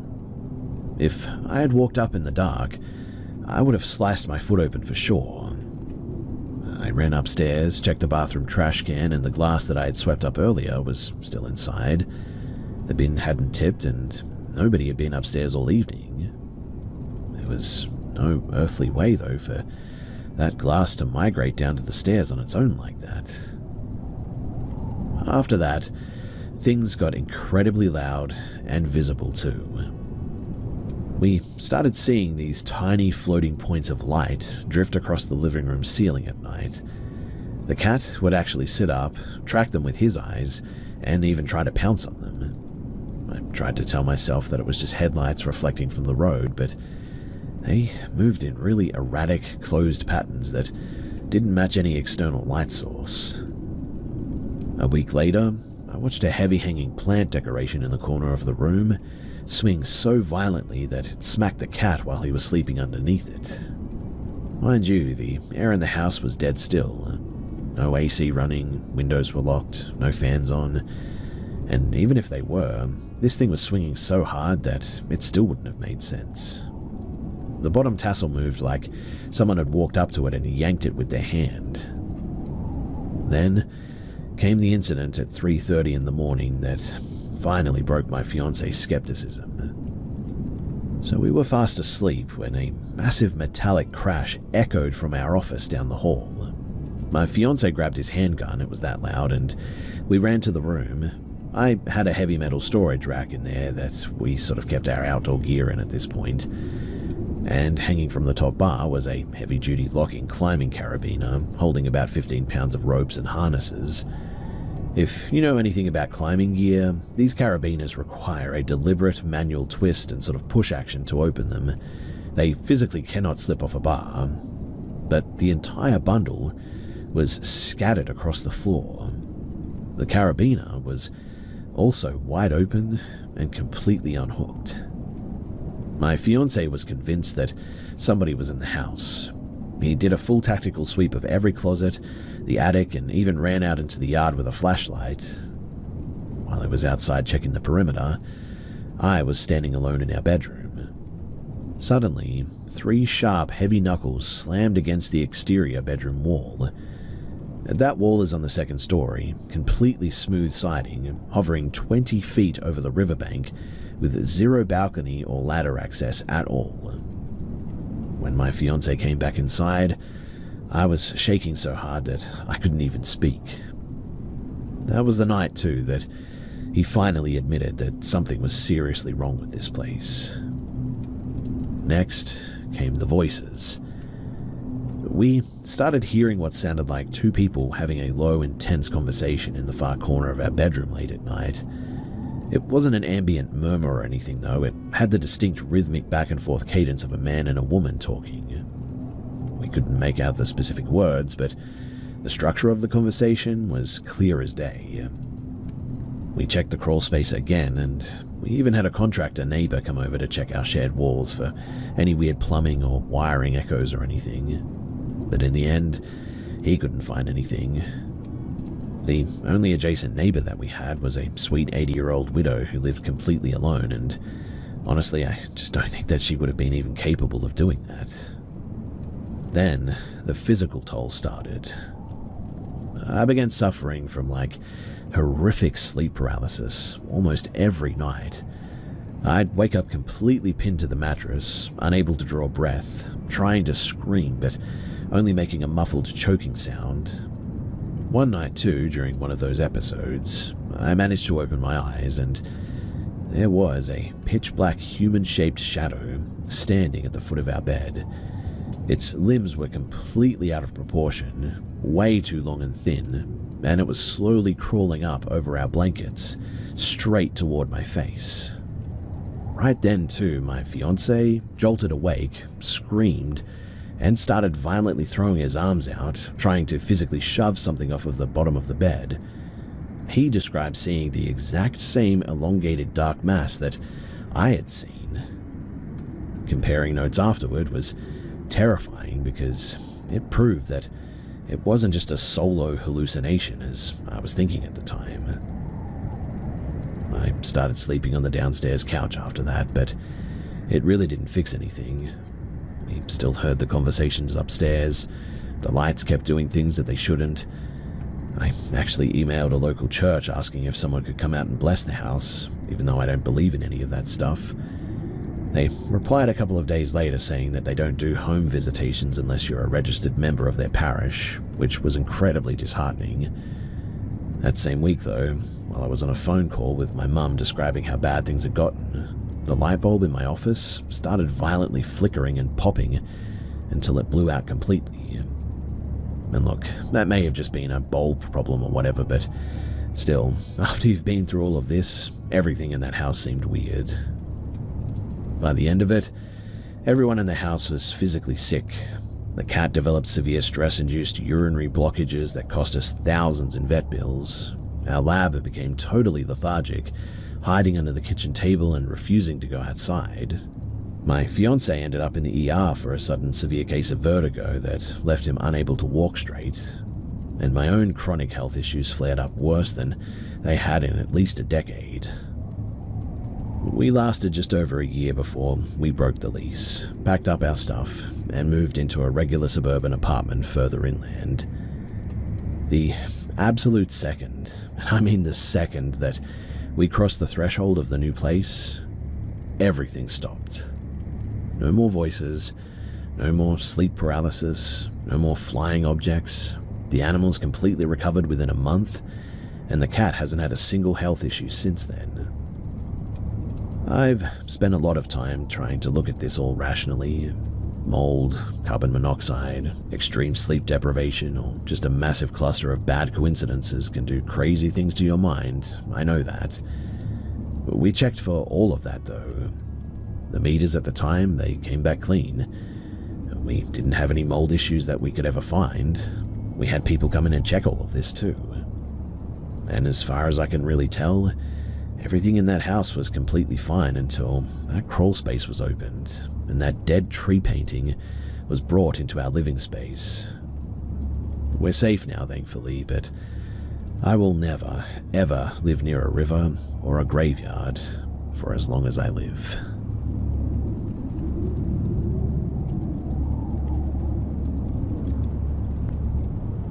I grew up in a very religious LDS household in Alberta, Canada. My grandmother was extremely devout, and before she passed, she said something to my mum that has always stuck with the family for years. I was too young to fully understand it at the time, but the way that it was repeated later made it sound like she sort of believed that she was being warned about something following the family line or something like that. That created a kind of a baseline fear in my childhood that I didn't really question until much later. As a kid, strange things in our home were treated as pretty normal. We had house blessings done more than once. Doors would open or close on their own. We'd hear footsteps upstairs when nobody was there. Things like that. My parents, they always framed it as spiritual interference or tests, so I grew up assuming that this was just sort of a part of life. I I didn't really question it as well until I got older and I met my husband, who grew up completely outside of any religious system. He had never experienced anything like that before meeting me, which already made me start separating what might have been coincidence from what I was being taught to interpret as spiritual events. One thing that stood out was something that my sister told me when we were teenagers. She said that she would sometimes experience sleep paralysis, but only on nights that she read scripture before bed. She described waking up unable to move and feeling pressure on her chest. She eventually stopped reading at night because she felt that it was triggering these episodes. At the time, my mother explained it as spiritual resistance increasing when you were trying to do the right thing. That explanation, though, never fully sat right with me, but I didn't have an alternative framework for it, so I just sort of accepted it. Over the years, there were other incidents, though. Objects moving, unexplainable noises, and one situation where a room in my parents' house was found in disarray with no clear cause. I don't have a clean explanation for any of these, obviously, but I also cannot affirm anything beyond what I personally saw or heard. The most intense experience that I had before marriage happened at my grandparents' house. They were very strict about their beliefs and lived in a fairly isolated rural home. I was staying overnight in a guest room upstairs. In the middle of the night, I woke up to what sounded like someone moving around inside of the room. Not just a single sound, too, but pacing and circling like footsteps crossing the floor repeatedly. I stayed still for a while, assuming that it was maybe someone in the hallway, but it didn't quite match the pattern of a normal movement. After a while, I left the room and I went downstairs to my parents, and when I told them in the morning, they dismissed it as me being overtired. I didn't push back at the time, but I remember being very unsettled because the house was supposed to be one of the safest places in terms of their beliefs. Another incident happened a few years later at a different property that my grandparents owned, a small condo that hadn't been used in weeks. My dad and I arrived there late one night to check on it. The back door was open when we got there, which immediately felt off because there was no reason for it to be unlocked or left that way. We checked the rooms though, and we didn't find anything unusual until we went into the bathroom. Now, there's a mirror directly opposite the doorway, and when my dad and I looked into it at the same time, he suddenly reacted and sort of stepped back. For a moment, his face looked uneven or sort of distorted, specifically on one side, like the muscles weren't responding normally. It only lasted maybe a second or two, but it was enough that both of us reacted strongly. After that, he insisted that we do a blessing on the property and didn't want to stay any longer than necessary. When I got married, my husband and I had a few more incidences together. Things like shadows appearing briefly in doorways or peripheral vision, and one situation where he thought that I was in a different room that I actually was because he saw someone matching my shape moving in the hallway. At another point, while staying at his parents' house, there were loud footsteps on the roof even.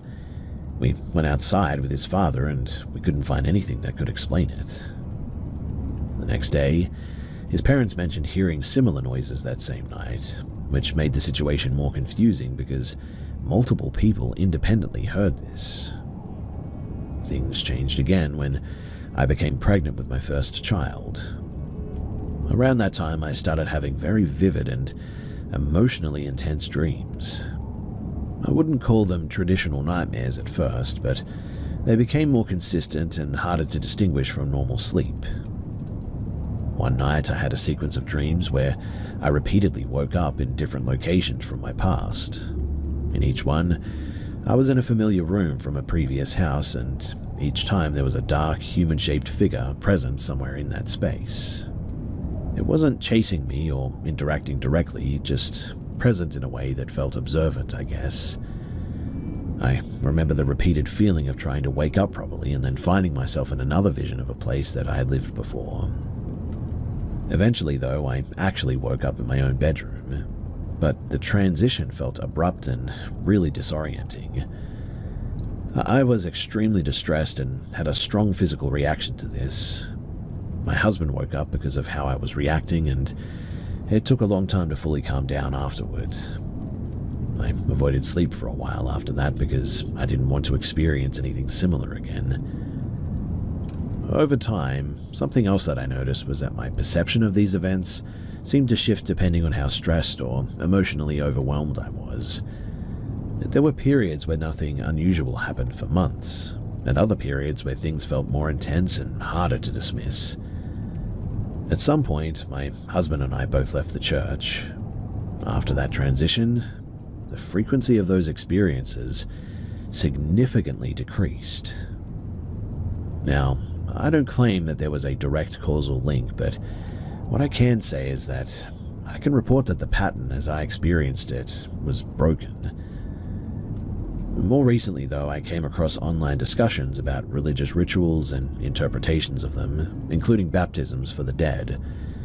Some of the language people used around it reframed it in a way that I hadn't considered before, and that triggered a lot of reflection and anxiety on my own part. I'm aware that online explanations can be speculative or exaggerated, but it did make me reevaluate how I previously interpreted certain beliefs and experiences. Right now, I'm not saying that I have definitive explanations for any of this. I also recognize that memory, fear, and sleep disruption, and even suggestion, can all affect how events are perceived and recalled over time. What I can say is that during that period of my life, I consistently experienced things that I just cannot easily explain within a normal framework, and they were strongly tied to my environment and mental state at the time, I think. Since leaving that environment, those experiences have, well, pretty much largely stopped, which I am extremely thankful for.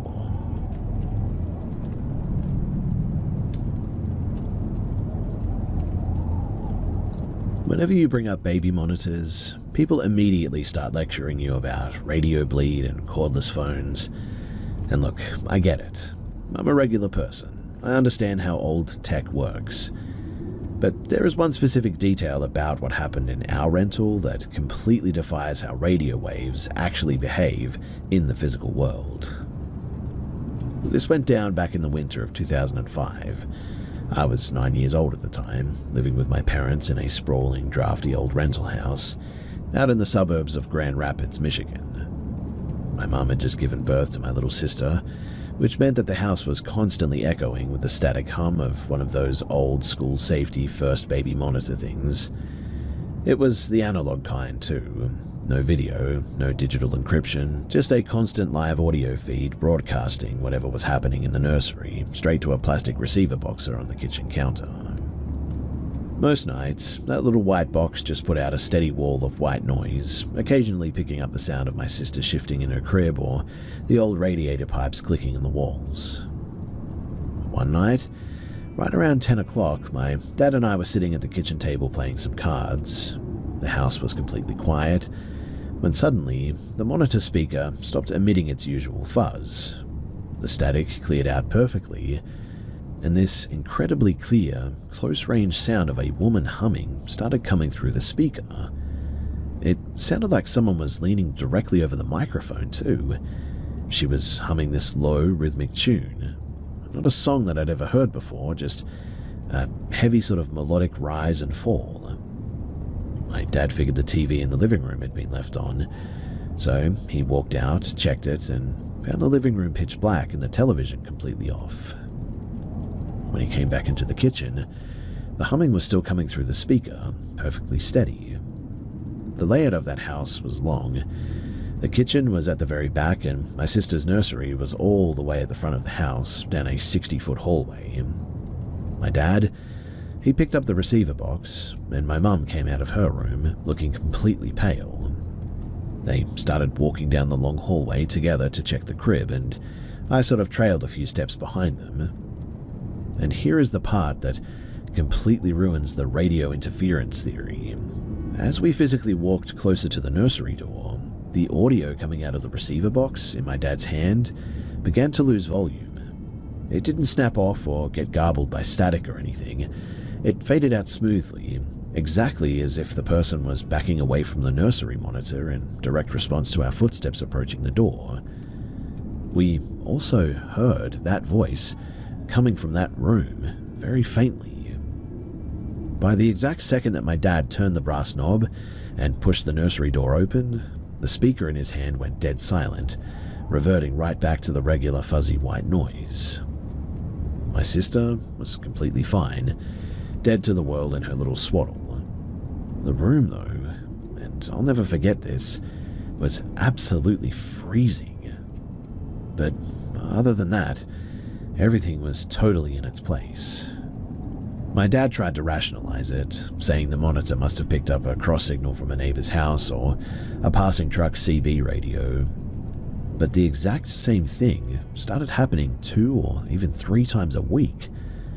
It was always after 9 at night, the static would drop out, the clear, dry voice of a woman would start humming or softly singing nonsense syllables, and the absolute moment that anyone's foot crossed the threshold of that bedroom, the sound would dissolve into thin air. The breaking point for my mum, that happened on a Saturday afternoon in the spring. She was out on the side driveway washing her car, and she had left the nursery window open about 4 inches because it was getting warm out, and she swears on her life that while she was rinsing the hood of the car, she heard the exact same female voice humming, drifting directly out of the open second-story window. She dropped the hose, ran up the stairs, and burst into the nursery. The room, though, was empty. The baby was asleep, and the air was completely still. That was the day that my mum refused to use the monitor ever again. She unplugged both units, put them in a trash bag, and threw them into the garage. We lived in that house for another 8 months before our lease ran out, and while the house always felt incredibly heavy and cold, we never really heard the voice again without the monitor plugged in. I've looked into this a lot since I grew up too. Old analog monitors, they operate on the 49 megahertz frequency, which was notorious for picking up baby monitors from like 3 houses down at times, police scanners, or old cordless home phones, all of that. If we had just heard a voice, I would completely accept that we were just hearing a neighbor putting their own kid to sleep. I mean, that happens all the times with those old things. But a radio frequency from a neighbor's house doesn't have eyes. It doesn't monitor the hallway of a completely separate property, and perfectly fade its volume down to 0 the exact instant a specific bedroom door opens. They also don't really project sound from a bedroom where the outlet doesn't even exist. Whatever was triggering that microphone, it knew exactly when we were coming every time.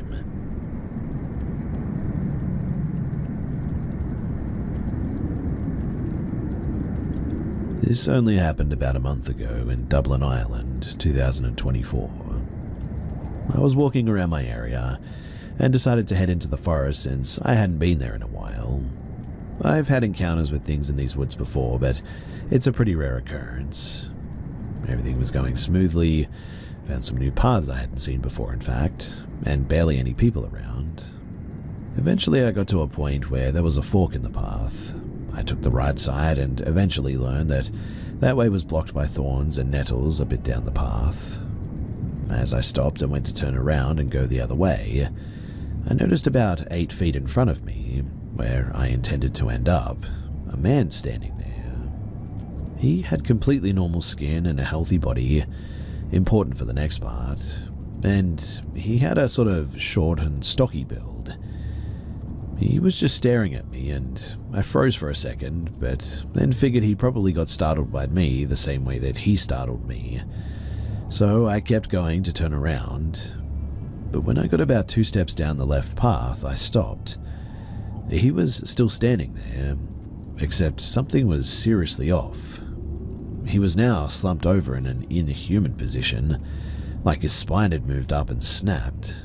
His skin was pale and covered in bruises, and he was still just standing there. At that, I quickly turned around and I got the heck out of there, not looking back. I only stopped when I found another person, and at that point, I slowed down to walk again. I'm usually not afraid of the things in those woods, but I definitely was not about to risk messing with, well, whatever that was.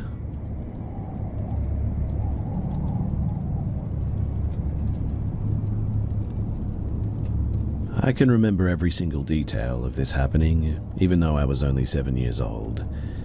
We'd moved to a new house that was a split plan, so my parents felt very far away, but I woke up in the night and couldn't go back to sleep, and started feeling scared for, well, no reason really. I got up out of bed and walked towards my sister's room. I heard some sort of soft noise from my bedroom and turned around to look. My parents had left the hall light on, and I could see my entire bed from the hallway.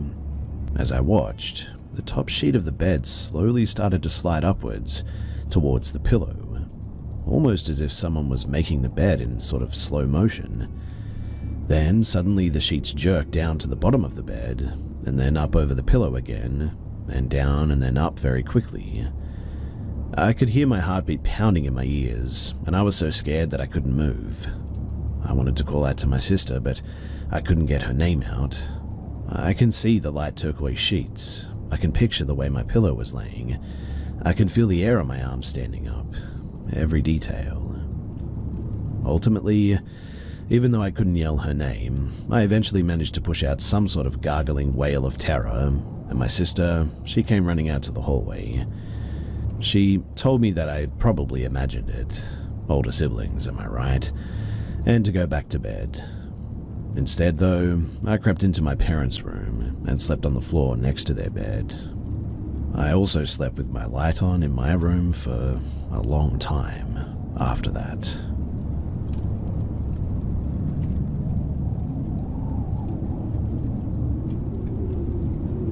This happened in the late summer of 2014, but I remember it clearly, even 10 years later.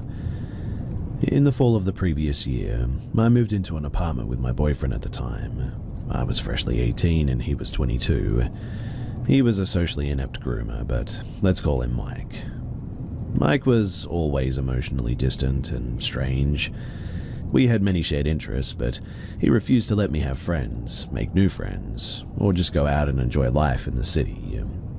I'd invite him to concerts for bands that he liked, and he'd decline. I'd offer to introduce him to my friends. He'd decline. I'd go out to a show with my friends or go hang out with my friends, and he'd send me a Word document, a deranged poetic slide describing every single fault of mine that he could discern. One time I smoked a little bit of pot, and he compared me to Medea killing her children. When I say poetic, I mean poetic too, and when I say deranged, I mean deranged.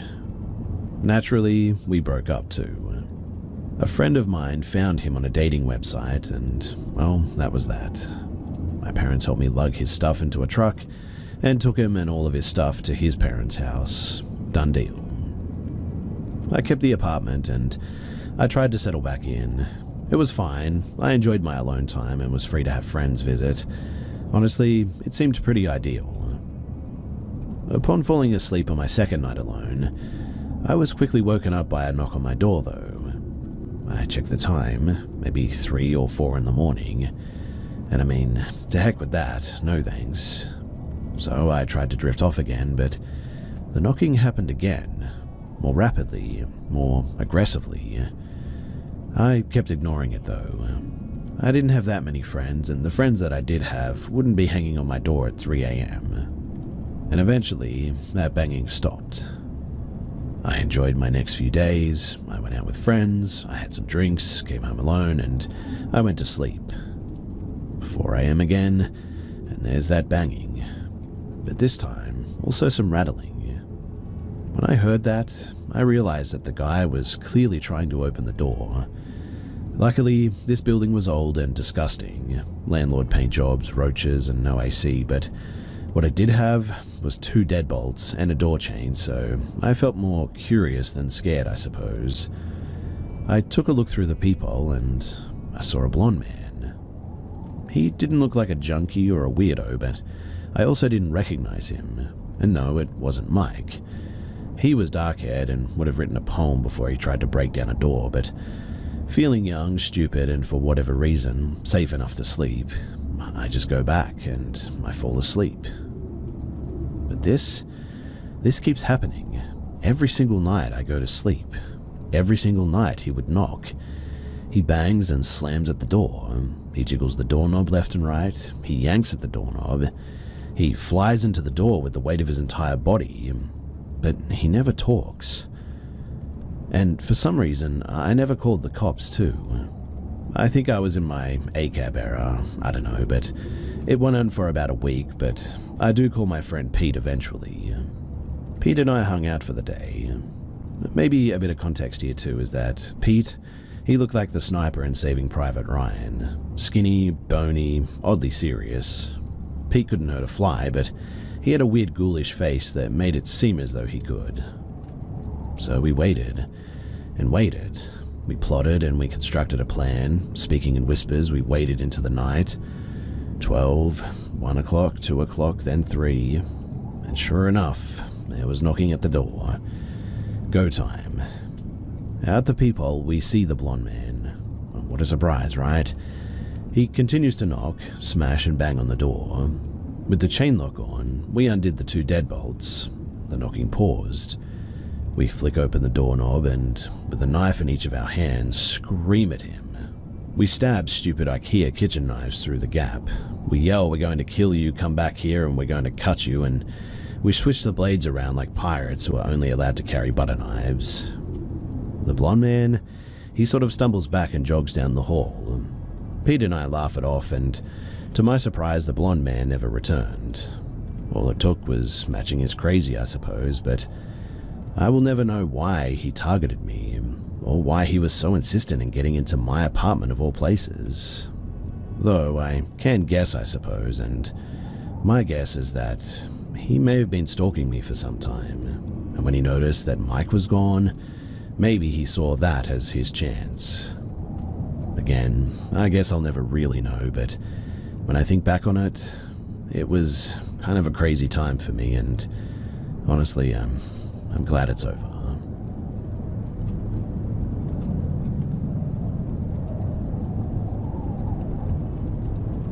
When I was 7, my family, mum and 2 older brothers, 13 and 15, moved house.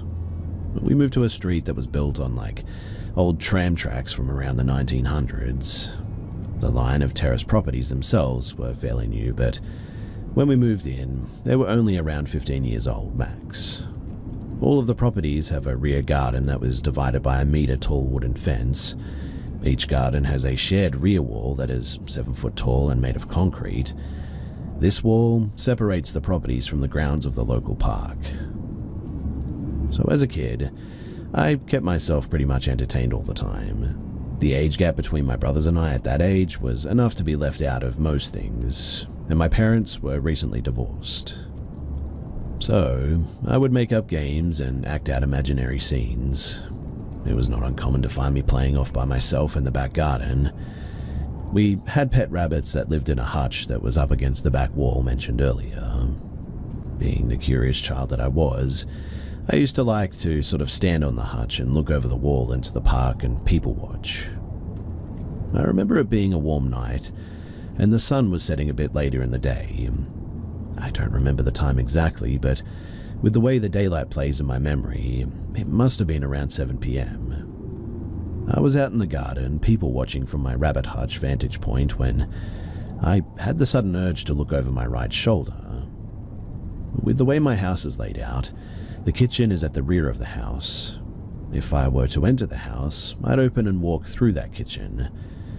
My neighbor's house, which would be on my right side as I looked back, is a bit different. Their sitting room is at the rear instead. So I look over my right shoulder and my neighbor's back door is open. There are no lights on, so it's dark in the sitting room and I can't really make anything out. But I know that they have a sofa facing out, and it would be where I was looking. That's when I see what look like 2 red dots, spaced apart, and not changing distance from one another, floating in the middle of this black room. I remember squinting, trying to figure out, what am I seeing? I kid you not as well. These 2 dots move in a smooth arc to the right and upwards, as if they were eyes on a face of someone standing up from the sofa. As they move, they seem to get a bit closer to the door, and I can make really nothing out except for, well, a dark silhouette. I freak out at that and I run back inside, all the way to the front of the house where our sitting room is located, to tell my mum. She assures me that it's nothing, and so I head back outside. I climb back onto the rabbit hutch and immediately look behind me again. The figure with its red eyes is now standing in the doorway of their house, looking out into the garden. I nope once more back into the house, and this time, I do not go back outside. For years, I forgot about this experience, but I've always been afraid of the dark. I especially hate looking out of windows at night, particularly into the back garden. Something jogged my memory of it a few years ago, though, and every time I talk about it, honestly, it makes me sort of teary-eyed, because it was terrifying. I still remember every detail of that evening, and I wonder what it was that I saw. My neighbors still live there, and I'm too scared to ask them if they've experienced anything, or if they have an explanation for, well, whatever it was that I saw.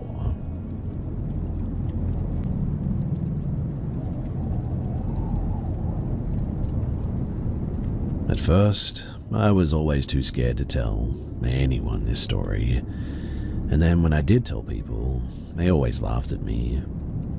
I really have no reason to make this up. I wasn't on drugs, and no, I'm not psychotic or anything. Back in the fall of 2017, I started my freshman year at Michigan State University. There's a trail behind some dorms, collectively called River Trail dorms because of their proximity to the Red Cedar River and the woods.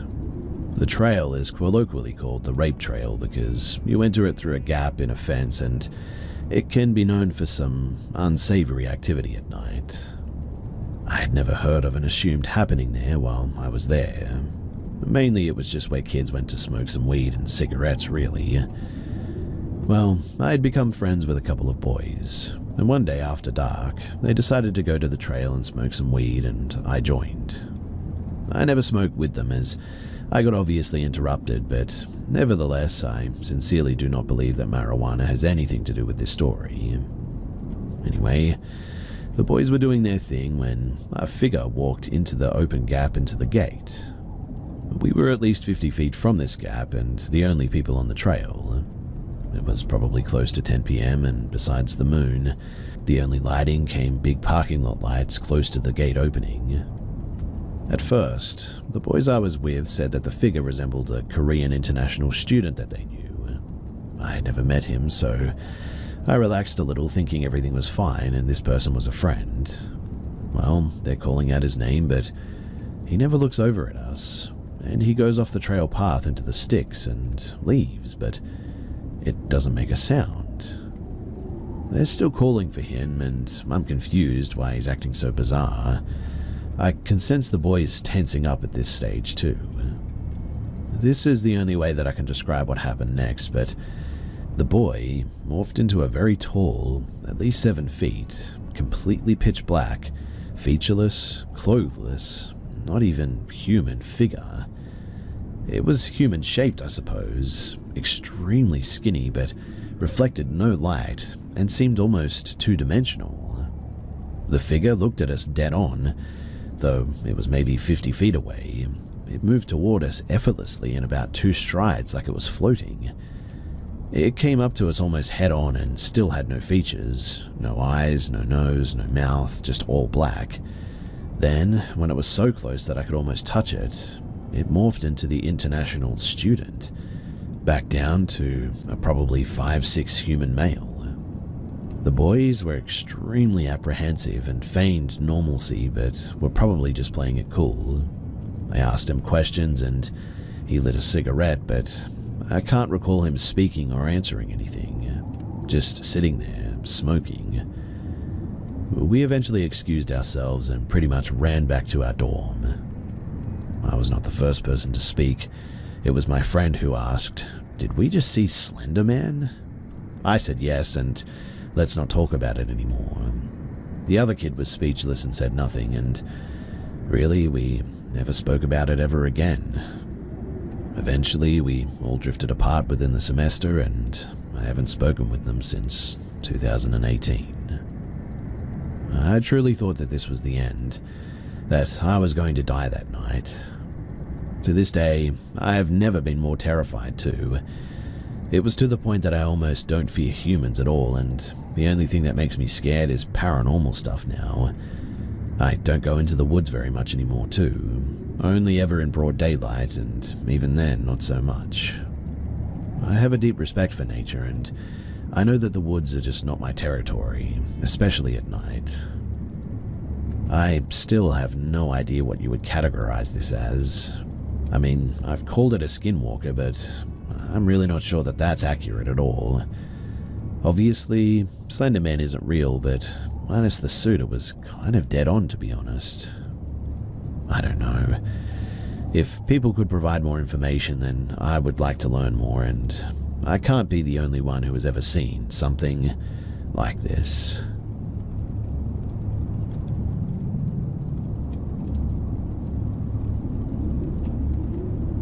The location opened in 1878 and was originally known as the Eastern Michigan Asylum for the Insane. In 1911, it became known as the Pontiac State Hospital, then was renamed again in 1973 as the Clinton Valley Center. It ultimately closed in 1997, with all but one of the structures being torn down in 2000. When it first opened its doors, the Eastern Michigan Asylum for the Insane treated 222 patients, alleviating overcrowding from the psychiatric hospital in Kalamazoo.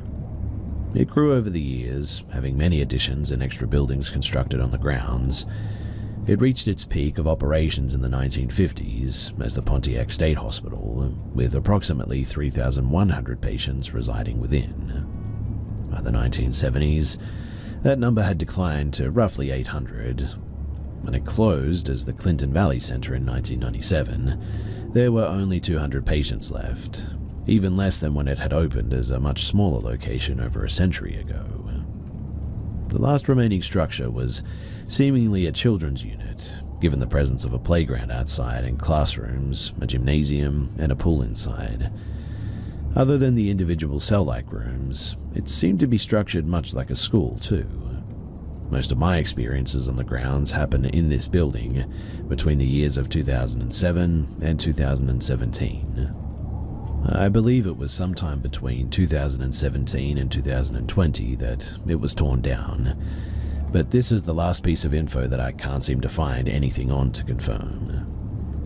As a side note, a memorial for patients who died and were never claimed by family members stands at the Oak Hill Cemetery just down the road in downtown Pontiac.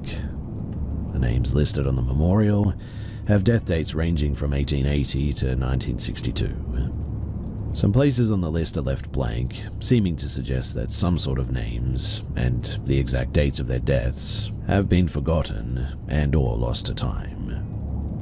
Now, the first time that I went to Clinton Valley Center, or rather the last building still standing, it was as a let's go do some urbex stuff situation, fueled by teenage stupidity. Our collective knowledge about urban exploration was minimal at best. However, old asylums surrounded by neighborhoods, strip malls, and open fields seemed the safer option compared to abandoned buildings downtown that are known to have drug addicts and gang members passing through. We didn't take the paranormal into account at all. Our first couple of visits, there wasn't much that happened really, other than a few feelings of being watched, I suppose. But on the third or fourth visit, some of us, myself included, began to catch glimpses of movement at the edges of our vision. There was never any color to them, just sort of flickers of shadowy figures peeking around corners or darting across doorways. We saw these shadows in a lot of places, but mainly in the corridors, the areas that would have had the most traffic day to day. The administrative offices also had quite a bit of shadow activity too. Sometime after the first shadow sightings, some of us also began to hear whispers. It was never anything clear enough to pick any words out of, but still, it had the distinctive sound of human speech. By the pitch, it also sounded like children, I would guess. I seemed to be the one affected most by this, as I could hear multiple whispers coming from the administrative offices the first time that we went into that wing anyway. That's actually the reason that I never went in there too. Hearing those whispers, it filled me with a sense of dread so visceral that I just couldn't bring myself to go anywhere near that part of the building, even though others in our group went in with nothing to report back about. There was another time, though, that we found the entrance to the boiler room open. It was a large room with the door opening to a landing that then had a walkway of metal grating wrapping around the middle of the room, which was occupied by a giant mass of pipes and machinery. There were stairs going up from the landing to an upper walkway, as well as a door to the roof, while another set of stairs to the right of the landing that went down to the floor of the boiler room. A smaller room off to the side on this basement level opened out into a concrete-walled pit outside the building, with a metal grate hatch over the top of it. My guess is to get machine parts in and out without disturbing the patients. That small room also had access to a long, dark maintenance tunnel that ran under at least one of the corridors. It was small, the bottom of it being about 3 feet above the basement floor, forcing one to either crouch or crawl if they were to go in.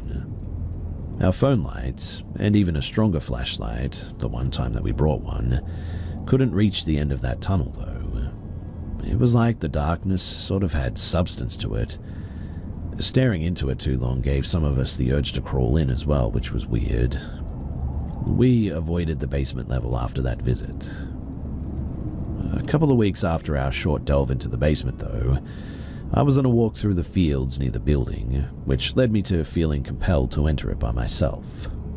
I had packed a small lunch with me and sat down in the central courtyard to have a bit of a picnic. Yes, I know that entering an abandoned place alone was really a bad idea, and that even if there wasn't a known paranormal aspect to the location. But again, I felt compelled to do so, and previous visits to the location had probably led me to believe that I knew the safe zones within the building. Well, while I was eating my lunch, I suddenly heard voices, more like adults and much louder than the childlike whispers I had heard before in the corridor that I was facing. I still couldn't make out what they were saying, but it sounded like they were directly in front of me, having a regular conversation as they walked down the hallway. The windows, they were busted out, so really I should have had a clear view of whoever it was as they walked by. I even heard glass from the broken windows crunching on the floor at one point, but I never saw a single person there. After that, though, I left quickly and quietly. Following my experiences with the disembodied voices and footsteps, my friends decided that we should go and check things out again. At first, the place was as silent as the first few times that we'd visited. As we passed by the boiler room, somebody mentioned that we'd never actually been up to the roof. Figuring that since we were already next to the stairs, we entered the boiler room and we headed up, finding the roof access door to be unlocked. The section of roof this led to was only for the area above the boiler room, so we couldn't walk very far. However, one of the walls of the boiler room formed part of the enclosure of a second courtyard, one that we'd never seen before. One of the other walls was also windowless like that of the boiler room, but the 2 remaining walls with windows belonged to sections that we had never been to. From up on the roof, we could see that the wall opposite the boiler room was part of a hallway. From previous visits to the area where the doors to that hallway were, we knew that it was inaccessible, the doors to it being locked. However, the last wall was lined with windows into some of the patient rooms. Most of them were boarded up, but a couple near the unexplored hallway were unblocked. With nothing else going on, we decided to enter that section of the building. From previous visits, we knew that area was very dark. It seemed the only light entering it was through the windows of those 2 rooms and through the entrance to the ward itself. And yes, ward, because unlike the rest of the building, where patient rooms lined the corridors, this area seemed to be more like an actual hospital area. There was a sitting area where we entered, with a nurse's station in the middle. There was a hallway lined with doors to the patient rooms going back from either side of the nurses' station. Another hallway ran between the two at the far end of the ward. Between these hallways and the nurses' station was what looked to be a supply room, I would guess. In any case, we entered the ward and walked through the sitting area and down the hallway that ran alongside the courtyard. Next to the two rooms with missing windows, we found an unlocked set of doors that led into the hallway that had been blocked at the other end. We entered into the room nearest those doors, and some of the guys began talking about hopping out the window and into the courtyard, as there didn't seem to be any actual doors leading out to it. There was also an argument about the windows being just high enough that whoever went out there might not be able to climb back in. As this conversation was happening, me and one of my friends were standing near the door when we heard the distinct sound of crunching footsteps over the glass littering the sitting area. We quickly hushed the other guys and slowly closed the door, having enough presence of mind to make it look like the wind had caught it in case somebody else really was in the building with us. We all heard the footsteps continuing to walk across the sitting area and down the hallway, following our exact path before turning into the room next to us, and then closing the door. We heard more footsteps from inside the room, and then complete silence. We kept completely quiet for like several minutes, during which we heard no other sounds. Eventually, one of the guys who had been talking about hopping out the window and into the courtyard volunteered to sit on the windowsill and lean out to try and peek into that room. With a couple of others holding his arm to anchor him, he looked into the neighboring room and saw, well, nothing. There was no one there. Even though we all heard the footsteps, there was only an empty room behind that closed door. Figuring that was enough strangeness for one day, we unanimously decided to leave at this point. We first carefully peeked into the hallway to make sure that we hadn't misheard the footsteps in the room next to us, to be certain that no one was lurking in the darkness of the ward, and with the coast seemingly clear, we began to head toward the exit as quietly as we could.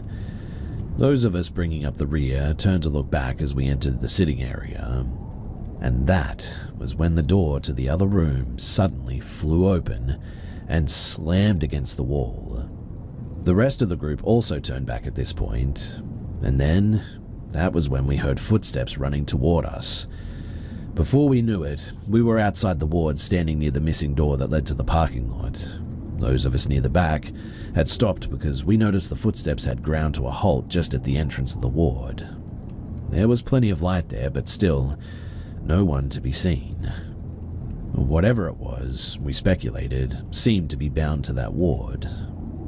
As our group left, we swore to never go to that part of the building again, and a light-hearted comment was made about how we seemed to be labeling more and more of the place off-limits because of all the paranormal happenings. It was our next visit, though, that would be the last time that any of us would ever set foot in that place again. It was at least a couple of months before anyone talked about the building again after this experience, much less going back. When we finally did go back, no one really felt up to exploring the place anymore. I mean, after all, we had pretty much been everywhere by that point. We'd seen the classrooms, the gymnasium, the pool and its attached shower rooms, the restrooms, the kitchen, the administrative offices. We'd been to the patient rooms and the hospital-like ward. We went to those courtyards, the boiler room, the rooftop and the basement. Really, the only place that we hadn't explored was the tunnel or tunnels under the building. But we'd rejected that idea along with ever going into the basement ever again. The ramp up in activity with each of our visits also played a part in this, even if most of us wouldn't admit it. In the end, the only reason that we decided to go back into the building was to prank another group of friends. The plan was that we'd enter through the missing door, the same one next to the dark ward that we'd been chased out of the previous time, and turn right into one of the normal hallways lined in the patient rooms. The room right next to that door had its window busted out, but the bushes out front were so overgrown that we could easily hide in the room and see what was happening out in the parking lot.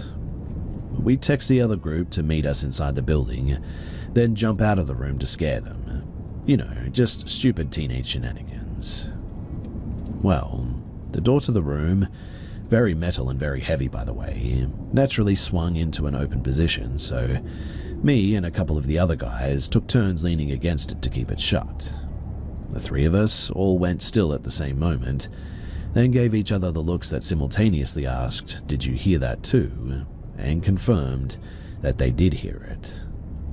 We heard two voices, a little boy and a little girl, whispering and giggling to each other out in the hallway, right on the other side of the door.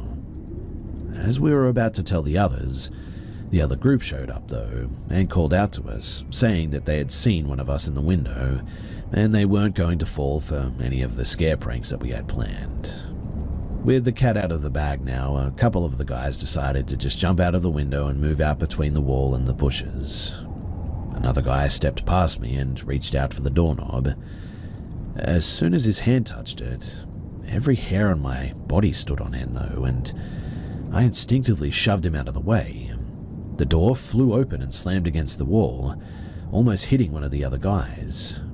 The next thing that I knew, the tips of my toes were barely touching the ground as I was flung backward 5 feet and pinned to a wall, my airway completely blocked off. In the chaos that followed, half of the guys clambered over one another as they leapt out of the window and into the bushes, while the other half bolted out the door around the corner and out of the door into the parking lot. Only the other two who had heard the voices with me stayed, rushing to grab my arms and pull me from the wall. They had to drag me outside, and it was only once that I was over the threshold that I could breathe again. They said that when I got flung back, I had turned deathly pale, and my color only started to come back once I was outside and able to breathe again. But we beat a hasty retreat after that, or as hasty as possible with me needing help walking across the parking lot. It was only after we had left the grounds that I fully regained my color, strength, and ability to breathe again. However, as we began walking back to the nearest of the friends' group's houses, I had periodic episodes where I'd turn pale again and begin dry heaving too. Nothing ever came out, but my shadow told a different story. You see, a barely visible shadow, like the way a brighter light can cast the shadow of a flame, came out of my shadow's mouth and pulled on the ground. I don't know what that was, ectoplasm, but it was only visible from my shadow, never my physical body, which was absolutely bizarre. And as you can imagine, after that, we never went back to the building. Although, we did return to the grounds a few more times over the following years, mostly as a shortcut to the fields and small patches of woods beyond. Now, perhaps not too surprisingly, the fields and the woods near the children's building were also once part of the grounds of the original asylum. That would probably explain the strange occurrences that happened in those areas too, although nothing quite like what happened in the building. There was a large section of fields that was relatively flat. From a map I've seen of the original asylum's buildings, that flat section was where the back half of the main complex had stood. The grass there was left to grow wild, often flattening naturally from wind and the changing seasons. There were also a few small clusters of trees that had sprouted up too. On a few occasions, me and some of my friends would see a dark figure in the distance, either sort of crouch down in a tall clump of grass or step behind a group of trees. We'd never see them come out of hiding, and it was only after we'd passed by and noticed that no one was there that we recognized the figures as shadow people. In one of the wooded areas, there were some concrete structures too, seemingly the foundations of a few small buildings, at what was once the edge of the grounds, I think. There were no traces of any of the walls, but we always guessed that they were maybe housing and or storage areas for the groundskeepers. This would also possibly fit with the flat-topped ridge that cut through the woods, with a fairly flat path curving across the fields to where the asylum once stood. The ridge, it had some old train tracks half buried on top of it, but the rest of the tracks leading to the asylum had either been removed or fully swallowed by the ground at this stage. With a train yard just on the other side of the creek from that ridge, it seems like it may have been used to transport things like coal and supplies to the asylum. Anyway, the area the concrete structures were in was heavily overgrown. Trees and branches had fallen over the years, and undergrowth had sprouted up all around, sometimes even within the foundations, if the concrete had cracked enough for a seed to take root. There was also always a sense that we shouldn't stand on those foundations. But the one time a small group of us did, the woods suddenly got very quiet, eerily so, and it felt like we were standing in a small room crammed full of people. We quickly got off the concrete, but the woods stayed silent until we left that day, and it felt like we were being watched the whole time too. Now, although this was in Pontiac, technically part of the greater Detroit metropolitan area, it was also a stone's throw from Waterford and other towns that quickly transitioned from urban streets to suburban neighborhoods to rural farms, forests, and fields. So, there was plenty of wildlife in the area, including deer.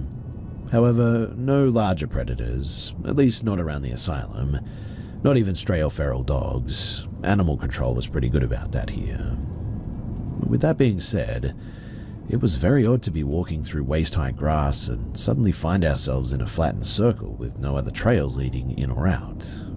It was even stranger to find the front half of a completely clean deer skeleton in the middle of the circle.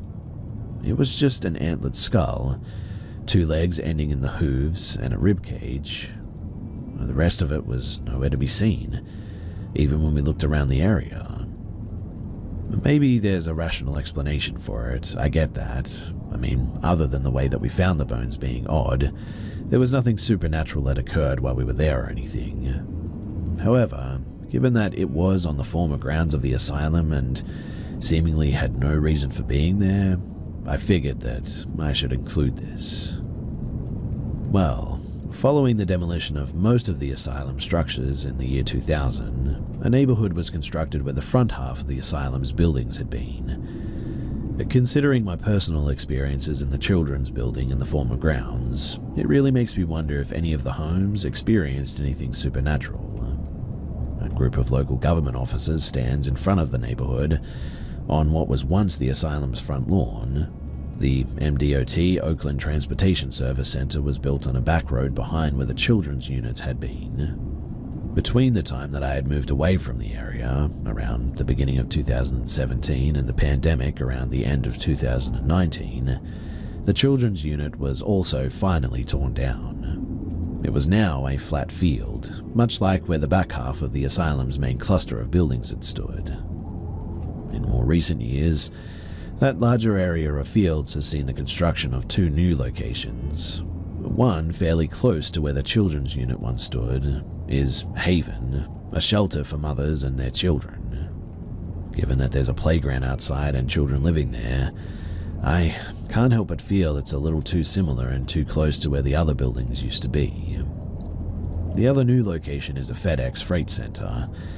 It primarily occupies an area that used to be just a field on the grounds surrounding the asylum, an area where my friends and I never really experienced anything paranormal. The last remaining section of fields and woods, the area where the concrete structures sit next to the ridge with the train tracks, and where we found the skeleton of a half deer in the tall grass, has remained mostly unaltered. There are now clearly defined dirt tracks weaving around the field, seeming to suggest that it's become the preferred riding spot for 4-wheelers and dirt bikes. I will never forget my experiences from this location. It's something that has stuck with all of us, in fact. And, like I said, I do wonder if any of these people that are living here have experienced anything like what we did.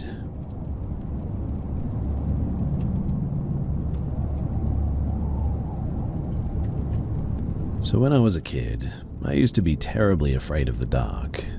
I would have to sleep with the closet light on and the bedroom door open to the living room where my mum would be watching TV late into the night. My bed, it was situated in the room where my head was to the wall in the back corner of the room, looking directly out of the door and into the living room. One night, I woke up in the middle of the night. The closet light was still on and the living room light was off because my mum had gone to bed. Everything was dead silent, and I looked out the door to the living room where I saw a silhouette just beyond the reach of the closet light. It was human-shaped, looked male, was tall, I would say about 6.5 feet or so, and wearing a bowler-type hat. For what felt like hours, I just sat there staring at it, and it never moved. I eventually meekly called out to it, asking who was there, but got no reply. Looking back, if it had been an intruder, that would have been a bad idea, but after this, I reached over to my bookcase and grabbed a light, keeping my eyes on the shape the entire time. I flicked on the flashlight, and there was nothing there, just the living room. After a bit of time, I got up and walked into the living room and began searching the house. Again, if it were an intruder, I would have been in a lot of trouble, but my search, it came up empty. The basement door was still latched shut, and the attic door is behind that as well, so nobody was down there. The bathroom, the living room, the kitchen, parents' room, cat's room, both hallway closets, brother's room, and no tall man with a hat. At this point, I was convinced that I had just been seeing things, and I went back into the living room where I looked in the direction of where I would have been looking to see the shape, but there was nothing that could have made that shape, just the coffee table and an armchair in that strip of sight. I went back to bed eventually, and when I laid down and shut off the flashlight, I looked out and didn't see the shape this time. And I have had a thing about being uncomfortable with open doors ever since then. This, though, is not where it ended. I had never told anyone about this encounter for years afterward. However, one day my mum and I were talking in the car, and she mentioned that like a year or two after I had seen this shape, my brother had been really sick with a high fever, and she had been taking care of him when I asked her who the guy in the hallway with the hat was. But when she looked, she didn't see anything. This immediately raised some alarm bells because, like I said, I didn't tell anyone about seeing it. Also, ever since I saw this man's shape just outside of my doorway, when I go through the living room, I get this deep, unshakable feeling that I'm being watched. And the longer that I stay in there, the closer it gets. The feeling immediately goes away when I get far enough down the hallway or into my bedroom, and it only ever happens really late at night, at around 2 to 5 in the morning. Now, there is one last thing that happened in relation to this, besides still getting the feeling of being watched every night, that I had to go to the kitchen or the bathroom. I started a job, and I was at work when a clearly disturbed man came into the store. He seemed to be in deep conversation with someone who wasn't there, referring to the person who wasn't there as Alex during the one-sided conversation. As he was passing by me, he stopped though, and looked behind me and up and said to me, "Who's your friend? I love his hat," before he just continued walking, and that absolutely chilled me to the bone. I do sometimes get this feeling just out and about that I'm being watched for a few seconds and get really creeped out, so it makes me wonder if this shape follows me outside the house sometimes. It would be easy to just dismiss what he said since he clearly wasn't all there, but it was really specific how he mentioned the hat and looked up as if he were looking at someone taller than me.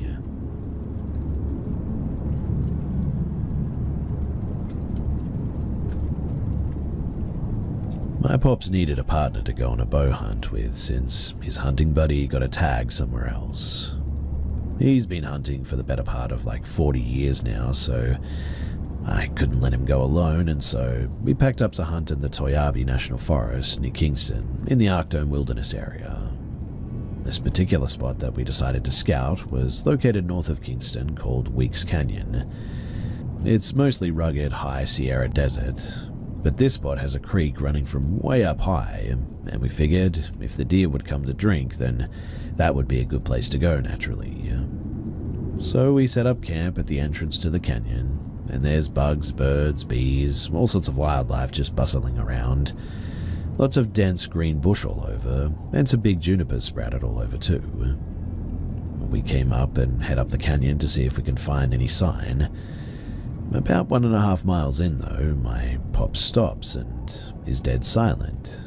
He whispers to me, "Do you hear anything?" I pause, holding my breath, and listen, but nothing. So I tell him that. "Nah, Dad, I got nothing." He responds and says, "Exactly. There's no birds, no squirrels, no chipmunks. Son, there's not even insects here." Then it hits me. The place is living, but like dead. The wild berries that the plants grow were fully ripened, most so ripe that they fell off and rotted. The trails were untouched, no tracks of any kind, only our boot prints leading to that point. We figured it's just an anomaly or pressure from other hunters, but we pressed on for about maybe another half a mile, turned around and saw nothing at all. That afternoon at camp, we were finishing up dinner, and then over 100 birds just flew in from the valley below and landed in the bush near our camp. No one had gone into the canyon, so that was pretty odd behavior for them. After discussing this and some general uneasiness, we eventually went to bed. I was plagued by the oddest dreams that night too. None that I can recollect, but I awoke at 4-ish as we were headed out to do some morning scouting. My dad steps out to pee. Then when he came back, I did the same. And I cannot explain to you the feeling that I had, but I'm going to try. There were eyes on me, and they were not small. I could feel them all over, but only from one source. I was whipping my head back and forth, and my mind was in such a fight or flight mode that I forgot that I was even using the bathroom. I hastily went back into the tent, sat down without saying a word, and my dad said, "You feel it too, huh?" I told him, "Yeah, something's out there, man." And my dad interrupted saying, "It's not normal like this." And to hear that come out of my dad's mouth really got under my skin. All these years hunting and mining in remote places, and he's never been spooked like this. We stayed in the tent until some more natural light came out of the sky. We hopped in the car and we scouted elsewhere that morning. I keep racking my brain about it though, and I was thinking, maybe it's just a mountain lion, but I've been in some bad situations before. I used to work in a prison and did a tour overseas even. I've even had the feeling of being stalked, but this one shot straight into my soul. I just cannot shake the unnatural of it all. Water, but no wildlife. Birds leaving the water source to reside in a desert flat. And mostly, the feeling of whatever that thing was that came to observe us. Maybe I'm just hyping it up because I'm mostly a city boy, but again, the way my pops reacted, I don't know. He's been out in these sorts of places millions of times, and to see him like that, it says to me that I wasn't imagining it.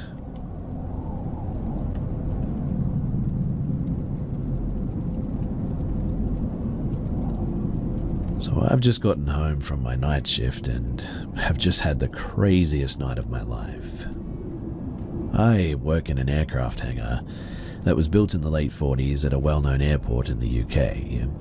It is well known by many people around the airport that lots of strange things have happened in this hangar, including people running out of the hangar in the early hours of the morning and refusing to work a night shift there ever again.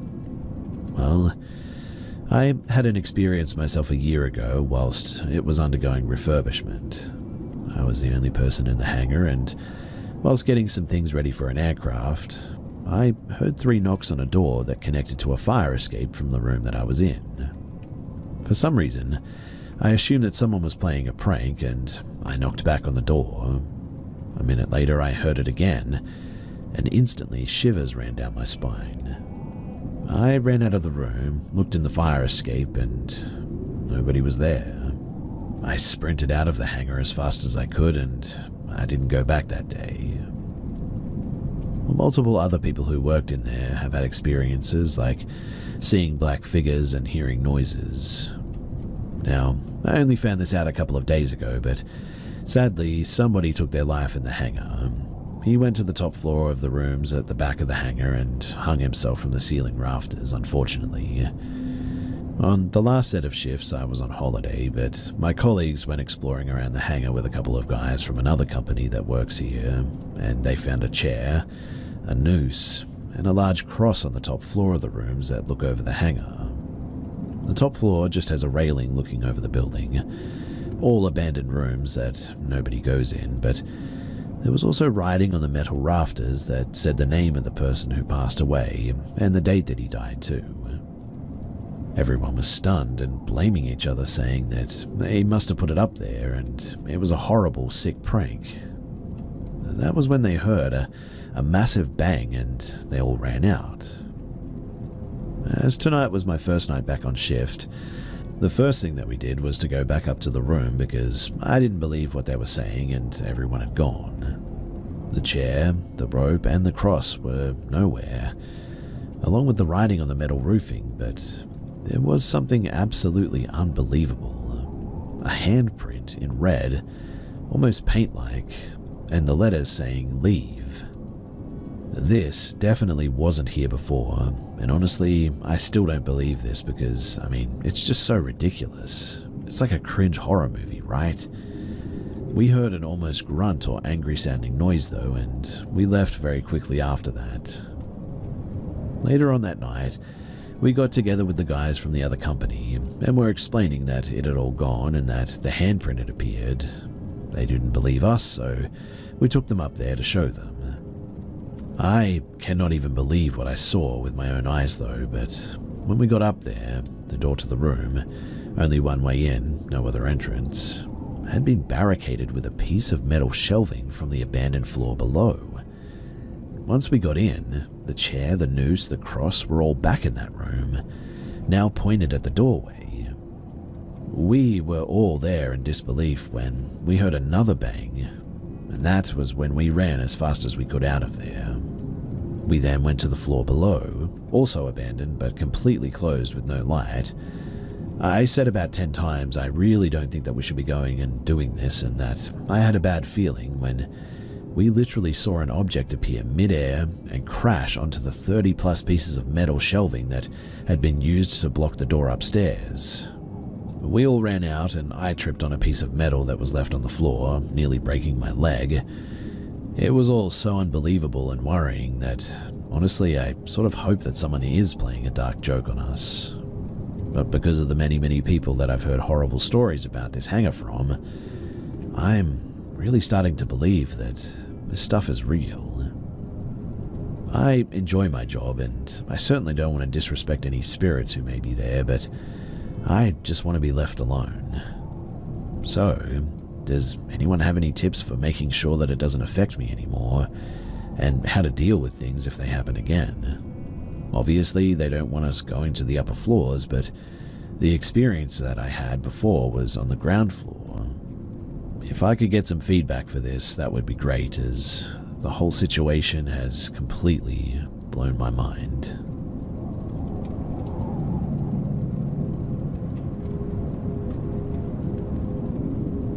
My daughter, who is 3, is finally talking to where we can understand most of what she says.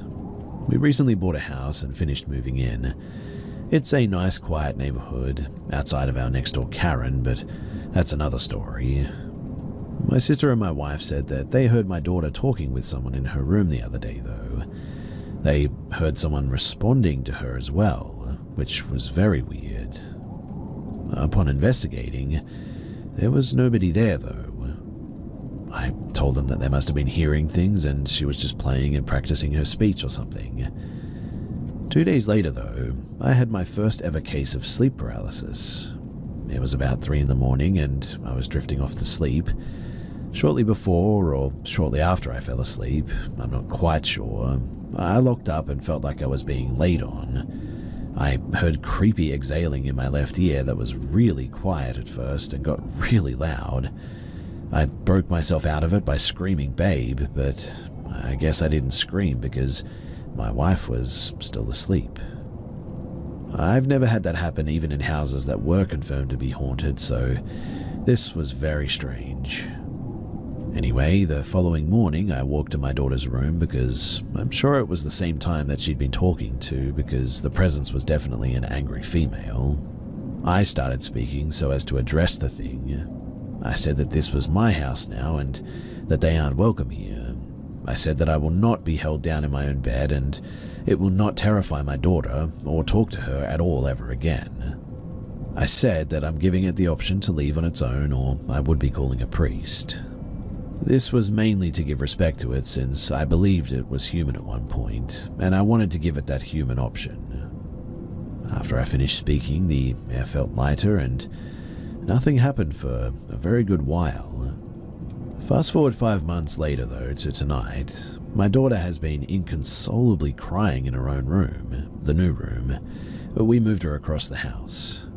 I'd been checking on her every hour, making sure that she had everything that she needed, and nothing was working. My wife came into the room and started talking to her, and she uttered out that she was scared. When we asked what of, she pointed to the upper corner of her room above her bed and said, "She's so up there." We said, "Who is she?" without an answer. I told her to come to me, face the corner she was pointing at, and tell it to go away. She happily did and turned back to me. I was chatting with my wife about it, and she turned around and said, "Where did she go?" So I repeated the question that she asked me, and she looked around and said, "She's right there," pointing on the ceiling, in between the two corners now directly above her bed. I spoke to what I believe now is someone who might be attached to the house saying, "I thought we fixed this issue, but I guess I'm going to have to call the priest since you don't want to leave." I told my daughter that if she sees her again, to say go away. We left her bedroom light on and gave her some milk, and that seems to have done the trick to get her to sleep. Now, the reason why I'm here is because I'm wondering if anyone has any advice on what this could be. How would I go about explaining this to a priest, and does this even require a priest? I have so many unanswered questions, but something is scaring my daughter and I need it to stop.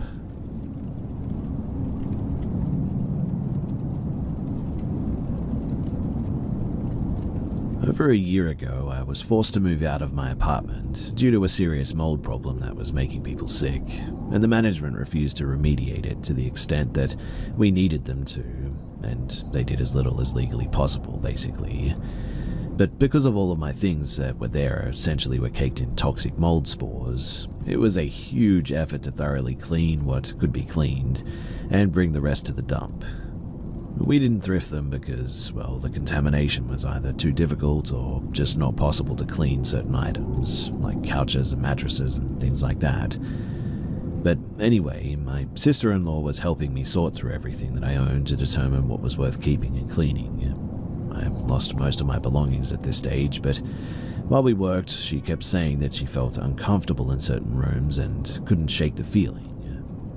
I didn't think too much of it. We were alone at night, and I suggested that we move out to the brightly lit porch instead. Every now and then she would turn back inside to grab a box or a tool or whatever, and then she said that she saw some shadow figures.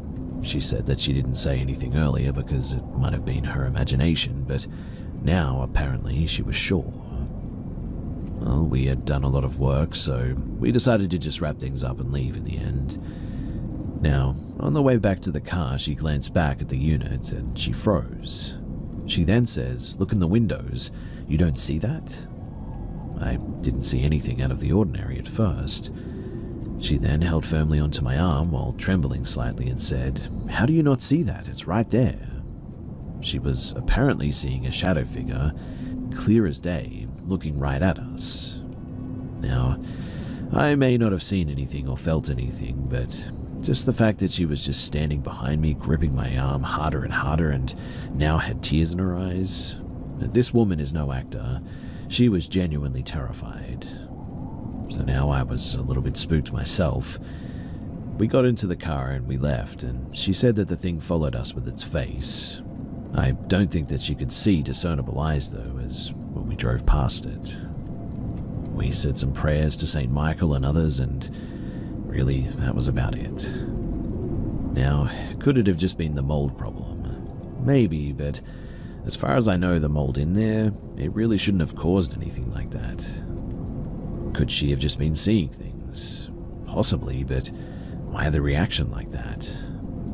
To this day, I'm really not sure what happened, but all I know is that it was a bit of a scary experience, and to be honest, I was glad that I was leaving.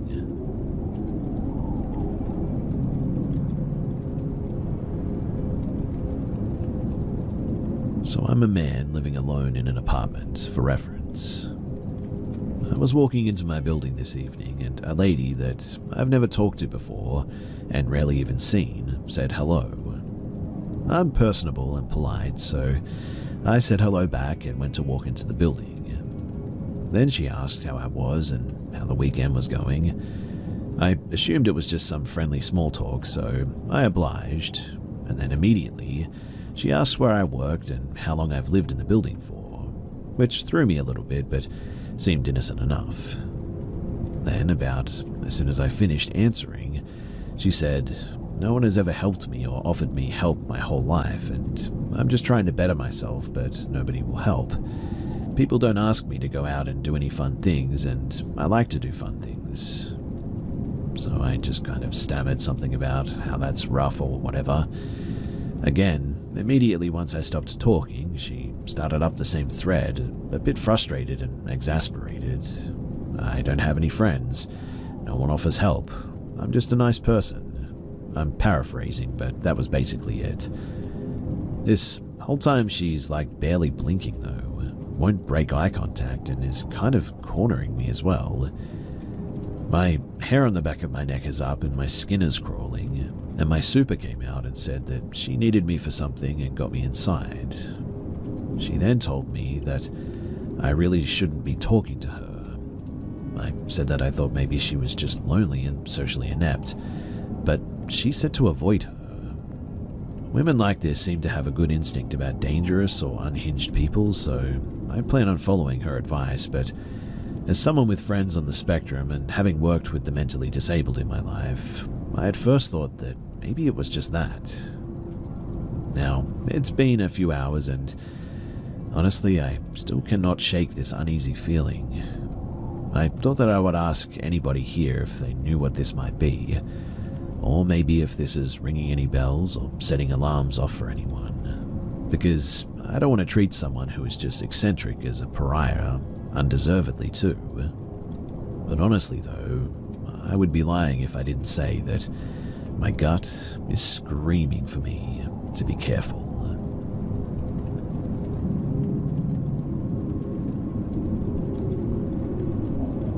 I was traveling with some friends on some 4x4 trails in southern Idaho.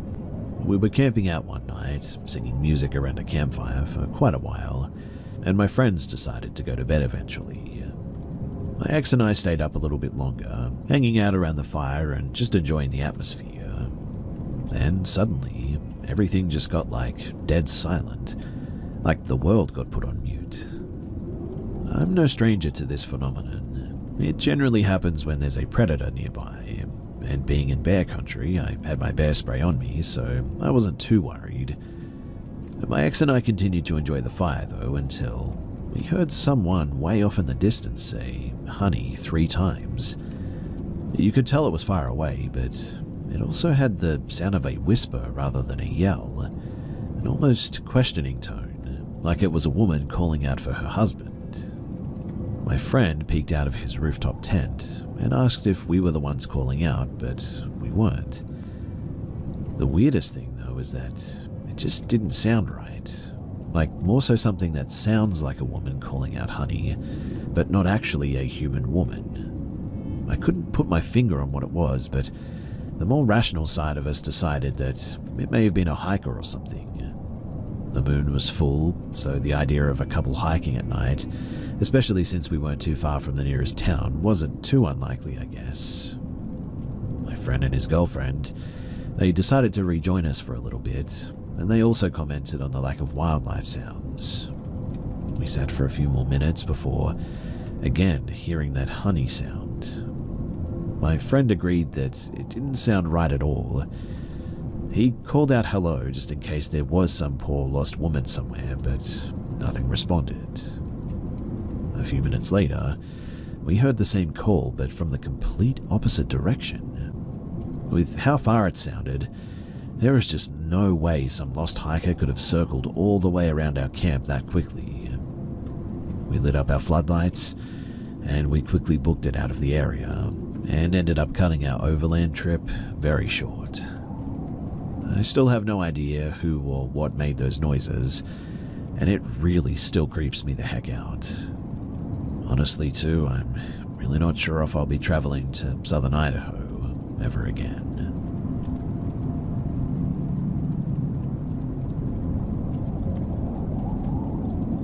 Now, I know that this sounds fantastical and wild, and honestly, I couldn't disagree. This is in fairly remote backcountry, West Virginia, which is known for being old and haunted. It was experienced entirely by the two of us, but the worst parts by all four. This led to all four of us at some point battling personal issues in our lives that I believe stemmed directly from this encounter. The following is, at least to my memory and what I've been able to corroborate with the other people that were there, 100% accurate and true. So when I was 17, 2004, we had a bad experience camping near haunted train tunnels and sites of sudden tragic death. The history of the immediate 1 square mile area is that mother and son drowning in the creek nearby, drug dealers killed in state police shootout at a nearby hunting cabin, and many years before, cheap laborers had been killed building this double set of train tunnels. They were actually buried in a long-forgotten little graveyard nearby the tunnels that has since been found and restored. We decided to go camping before graduation as a friend group of 4, just to do something one last time before we all went our separate ways in life. This is a private property on the backside of a big hill around which the creek flows in a huge several-mile-long bend. A camp set up and fire going. Shortly after nightfall, my cousin and I sat back on the creek bed, maybe 20 yards away from the camp spotlight, a fish in the water. We then began to hear a sort of, rhythmic sloshing sound. A slosh of what sounded like somebody wading through the water, maybe halfway up to their shin deep. So we shined the light around upstream, and we then spotted symmetrically and rhythmically consistent disturbances made by what looked and sounded like invisible feet or legs sloshing toward us. When we would turn our spotlights off, it would start again. It would then stop when illuminated, and whatever it was definitely reacting to us. And this was the first ice bucket stomach clench moment we knew that this was not fish and could not rationalize what was actually happening. This scared us pretty badly, but we decided best to be kept to ourselves and join the others gathered at the fire suddenly. As we made our way back, we heard the sloshing make its way to where we were on the bank and the noise stopped.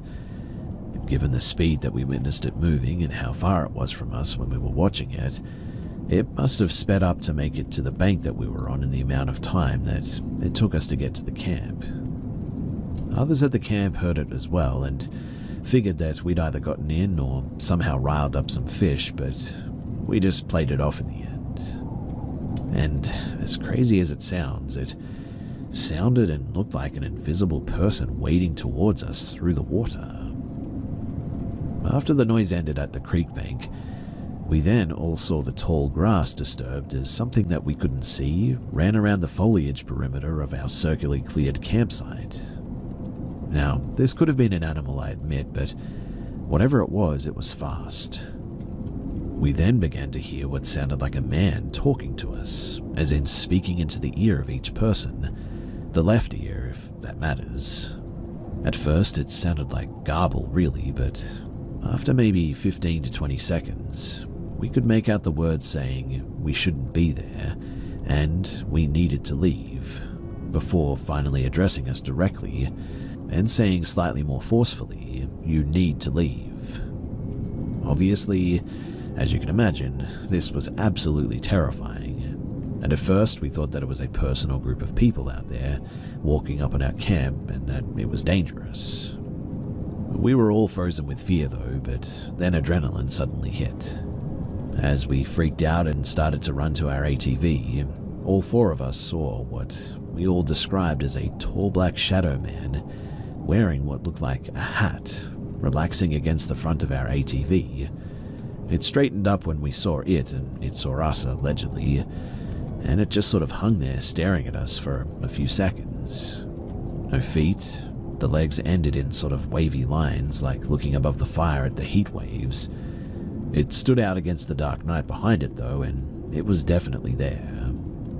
The girl screamed, which broke our fear freeze, and it zipped like the Flash back towards the train tunnels people had died in. Interestingly, when we went to start the ATV, it sort of turned over sluggishly as if the battery had been slightly drained, despite working fine not long before when we rode it down. This entire event happened over the course of, I don't know, I want to say maybe 5 to 10 minutes, and within an hour of the sun going down.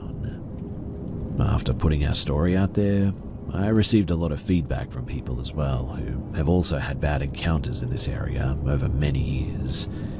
Even a guy I worked with who didn't know that we knew this area told me that my uncle had hired him to trap in that area, and it was the only place that he didn't check traps alone at night.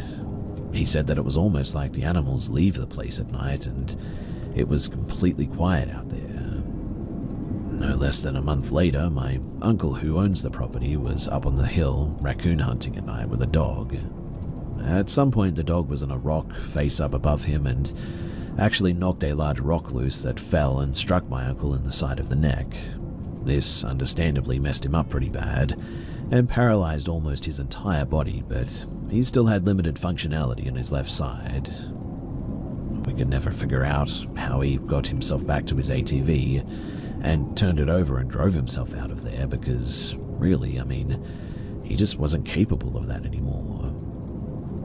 It wasn't until probably maybe 2 or 3 years later, around Halloween, when my story makes its rounds on the local Facebook groups, that my uncle texted my mother out of the blue. You have no reason to believe my uncle's character reference, but honestly, he is a salt-of-the-earth, hunting, farming, working sort of man. Even working past his retirement as a millionaire. He's honest, funny, and just incredibly a stand-up guy. He is easygoing, but also no nonsense for sure. In his text to my mother, though, he said, "I've never told anybody this before, and I probably won't again. But the man in the hat that the kids saw at the creek that night helped pick me up off the ground and put me back on the ATV and turned me around." Until I heard that, I had always assumed that the Shadow Man was the one who was trying to scare us out of there, but thinking back on it, maybe he was the one whispering to us, telling us that we needed to leave and possibly avoid something scarier and more dangerous. Although I honestly have no idea what could have been scarier than that.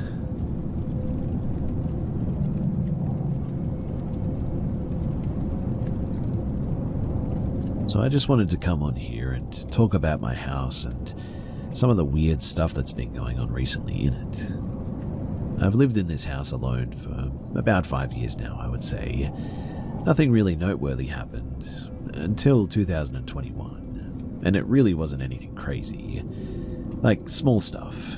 My garage door would be open when I thought that I'd closed it. The sink is running, cupboards open, etc. I started noticing other stuff happening around that time as well, though. I would think that I'd hear footsteps around my house, but it was always something that I thought that I could play off as just being tired since my work full-time along with college and all that. It didn't happen all too often as well, so I didn't really worry too much about it. But it started to become more frequent as years have gone by, and recently a few things have happened that have definitely got me pretty spooked, to the point that I've stayed at a friend's house because of them. I'll share them now, but I'm really not sure what I want out of this. Maybe some clarity or something, or some advice on what to do, but yeah, here's what happened. So the first thing that happened was around August of 2024. I was sitting in my office room doing some homework and playing some music I started to hear what I thought sounded like a woman at my door.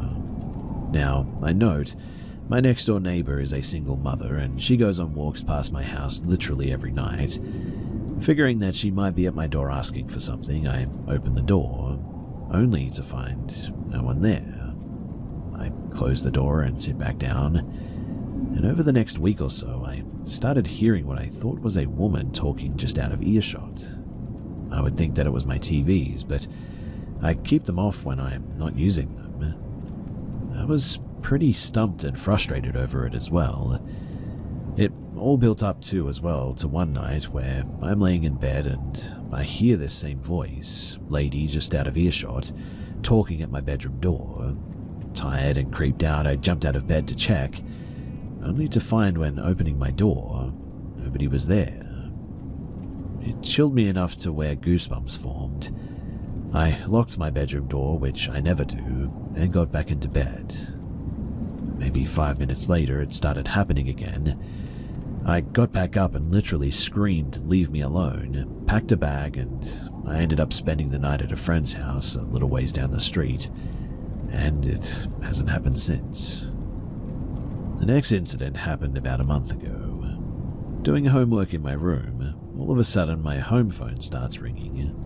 Problem is that I haven't had a phone connected since the hurricane swept through Florida, and have had no reason to put it back in.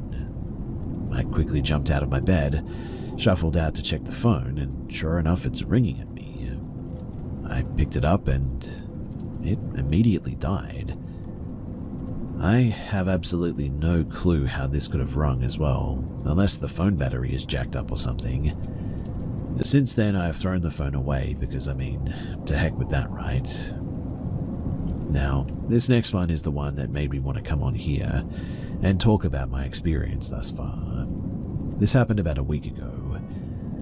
So, I have a boxer puppy who turns 1 on Saturday, by the way, who is usually pretty relaxed.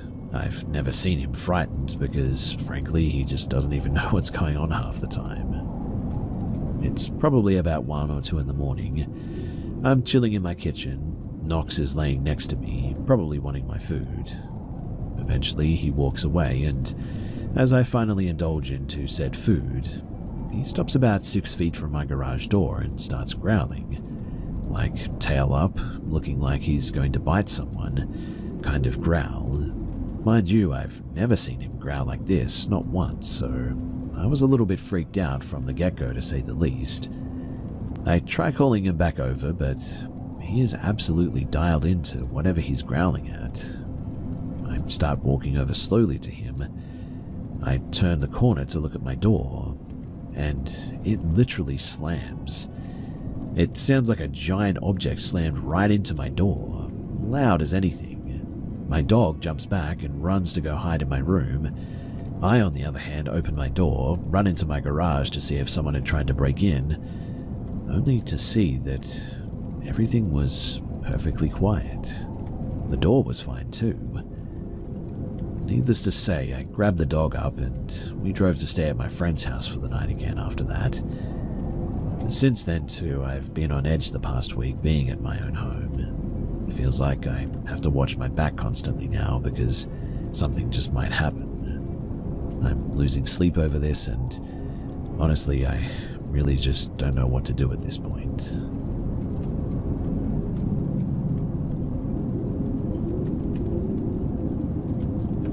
This happened about a year back. I was standing in my balcony around 3 a.m. at night, smoking a cigarette. I was facing the window, and in the window I saw a reflection of something sitting on the rooftop of the building opposite across the street. I turned around and there was nothing. I continued smoking, and as I look up at the roof again, I saw a dark figure sitting on the ledge of the building. It wasn't sitting normal too, kind of like how Spider-Man sits on a light pole, like it was hunting for something. I kept looking at it, trying to figure out what it was and if it's really what I think it is, or am I just sleep deprived or something. After like half a minute of me staring though, I felt like it looked back at me, and I just kept staring at it, and I was completely lost. It was a little bit dark, but I'm certain that this thing had almost human-like features, but in the most messed up way imaginable. A skin that kind of looked burnt, and I'm sure that it didn't have eyeballs and just two empty eye sockets.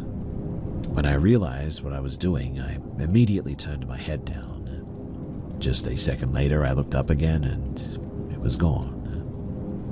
I went inside and drank some water, and I then hear a scream coming from somewhere nearby.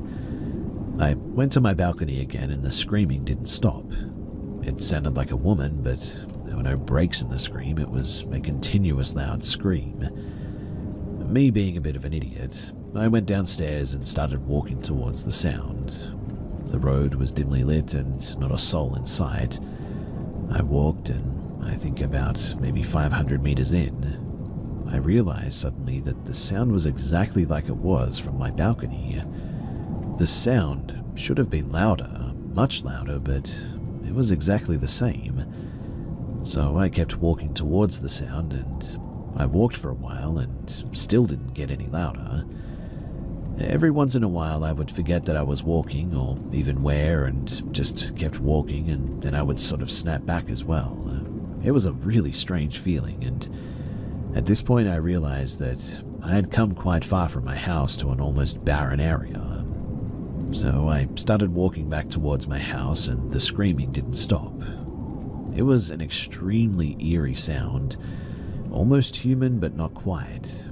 A human's breath while screaming, but whatever it was, it didn't sound right. It's almost like I was drawn towards it too. Anyway, I eventually reached home and opened a can of beer, and after a while I went to sleep. I woke up the next morning and went to that rooftop to see if I could find anything. I first inspected the spot that I first saw in the reflection, and then the ledge, and there was nothing. I used baby powder as well. Don't judge, I know, kind of cringe. And a transparent tape too, to see if I could find a fingerprint or find any cells in the sample, but in the end I found nothing. Now, here's the thing though. I don't really believe in ghosts or the paranormal, at all. I honestly still don't because, well, I'm just a scientist at heart. But I cannot for the life of me find an explanation for this incident.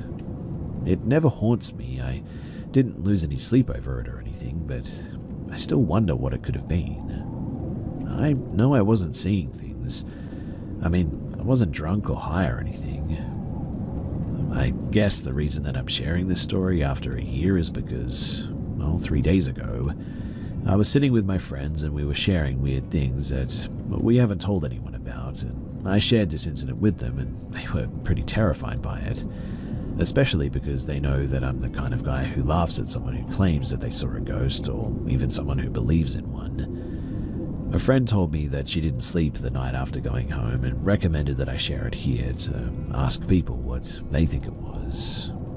So, what do you think that it was?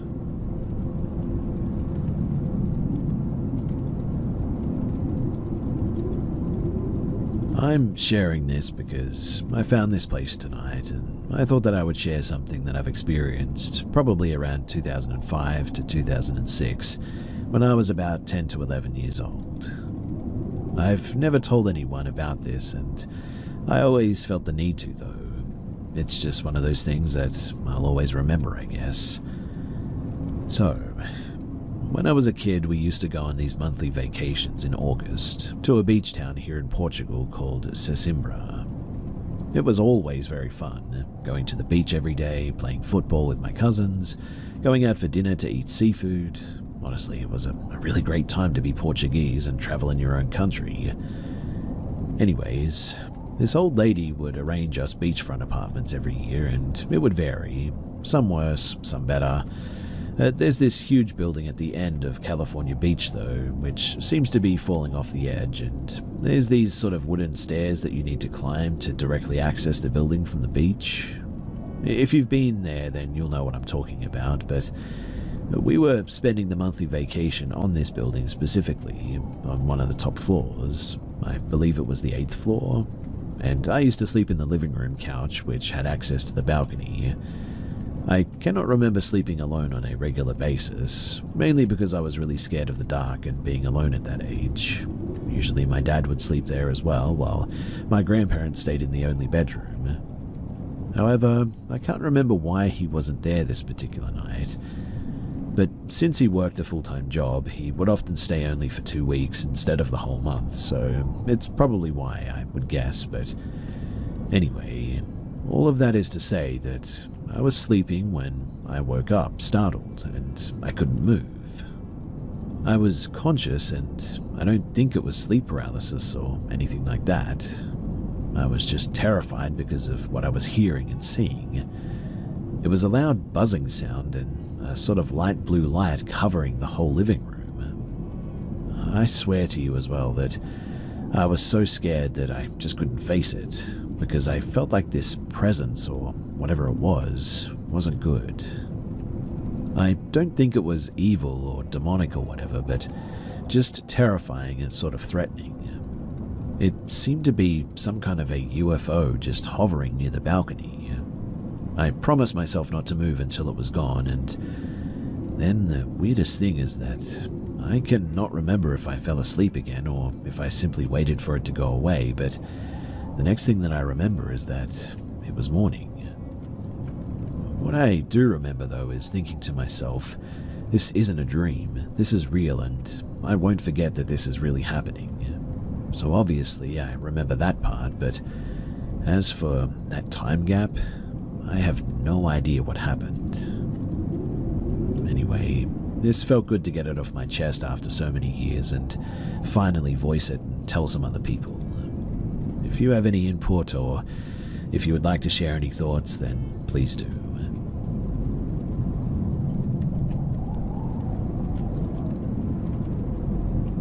One night, while I was about 17 or maybe 18, I was living in this old Victorian home on the top floor. I lived alone. You could afford to live alone back then. And it was a creepy place. I loved the upstairs. It was very nicely done, and it was only $279 a month, close to the downtown of the city that I was living in. Now, one night, I was unexpectedly in for the evening. I had a full-time job, a part-time job as well, and a very active social life, so being home alone was pretty rare for me. It was raining very hard that day, and I remember looking outside and watching the puddles get bigger and bigger. I went to bed quite early.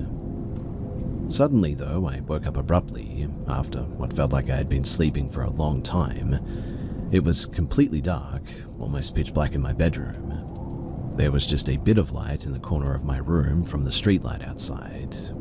I looked at my digital bedside clock.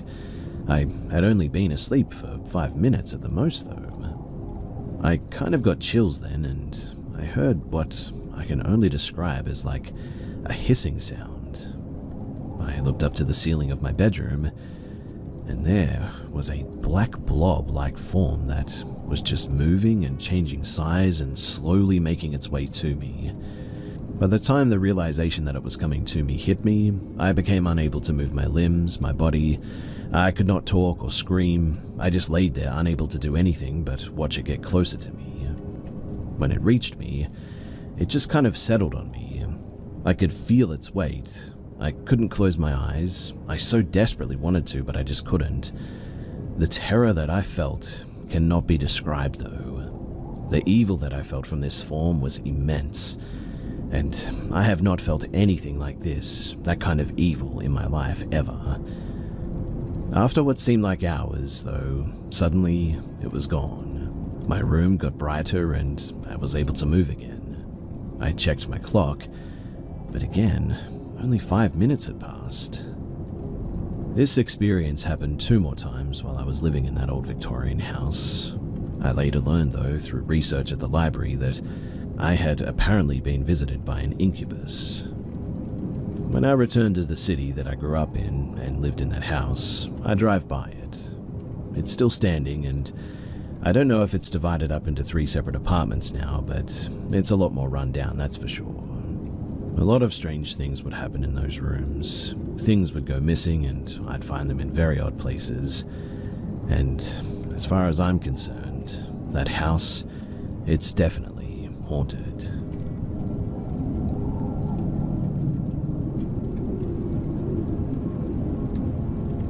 For a little bit of context, this happened last year around February. I am 17 and I'm a female. So, it was a random day. I had just finished school and I was home. I've always been very scared when I'm home alone, but it's not like all the time, but sometimes it just gets to me and I feel very bad and a bit paranoid, really.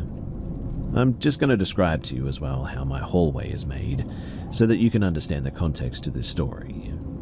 So at the beginning of the hallway, there's my bedroom on the left, and after that, there's my parents' bedroom, still on the left, and at the end there's the bathroom that is the toilet too. The door to the bathroom is weird though because there's sort of a curved window in it, so if I'm inside the bathroom I can see movements and vice versa. If I'm outside, I can also see movements from inside the bathroom, but it's not very clear.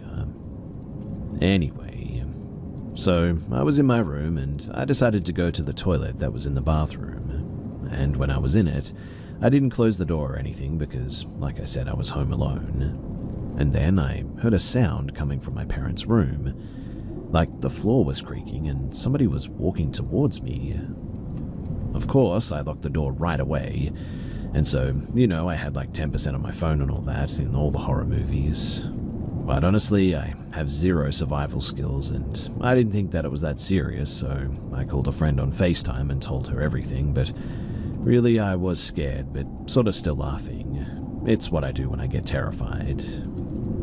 So I decided to approach the said curved window that I mentioned earlier, and that was when I saw a man. I started to scream like I'm calling the police and leave and stuff like this. I didn't have a lot of battery on my phone, but I decided at this point to call my dad, who quickly rushed home. But still, at this point I had no battery and I just had to pray for my dad to get home quickly. I was scared, and I imagined that when my dad was going to open the front door that the man was going to jump on him or something like that.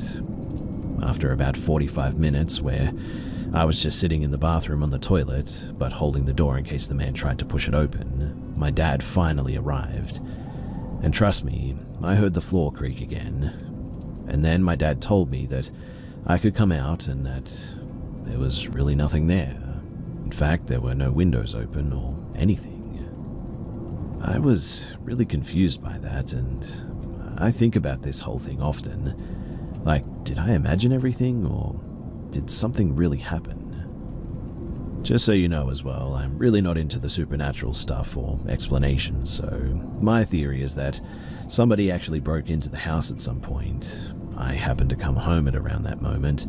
They hid, they were somewhere around the house, and they got out before my dad got home. Really, that's the only logical explanation for it. Still though, whether paranormal or not, that is a terrifying thought.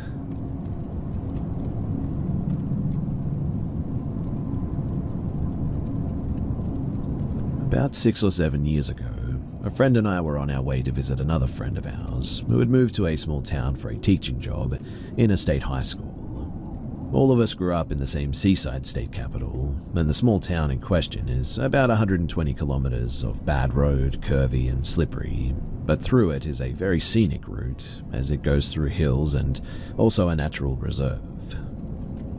Now, I cannot remember much of the tree trip per se, but really it doesn't matter too much. I was driving and we hopped onto the highway that goes inland. Rain was pouring down and we were listening to Black Flag whilst talking about music when I stopped at a gas station because the gas was getting low, and this friend and I, we're kind of charmers, so we start some small talk with the cashier and I mention that we're going somewhere. The cashier then mentions a shortcut through a dirt road instead of the usual highway, citing that it would cut 30 minutes short off the trip, but that it wasn't really that safe given the weather conditions. I emphasized that it was raining hard, but we were both idiots and, at the time, drunk idiots as well, so we kept an eye on the entrance and took the shortcut. It was a rocky road that cut through the Atlantic forest, probably illegal since it also cut through a national park. Due to the heavy rain, as you can imagine, it was especially rocky and muddy, so I had to keep a steady speed of about 5 to 10 kilometers per hour, in a Ford KA 2015, mind you. There was not a single light in sight as well. Not a house, not a street light, only the car headlights showing nothing but water pouring down, and a disgustingly horrible road ahead. We were joking about how the rain stopped, and my friend said that he wanted to take that chance to take a bit of a leak, so I just stopped in the middle of the road and I told him to hurry up. He then covers his shoes with a pair of plastic bags from the beers that we bought and goes to the front of the car. I honk a few times just for the heck of it, to take a few laughs of the situation, and he moves a little bit forward where the headlight sort of doesn't hit him anymore. And it took the time to light a cigarette to hear him kind of exclaim, sort of yell in fright, I guess, like when you're taken by surprise by something. And the guy ran back to the car, slipping and falling on the ground and messing up all of my passenger seat with his muddy pants and slamming the door. He then looks at me and says that he saw what he believed was a mountain lion or something like that, and that I should slam the gas and get the heck out of here.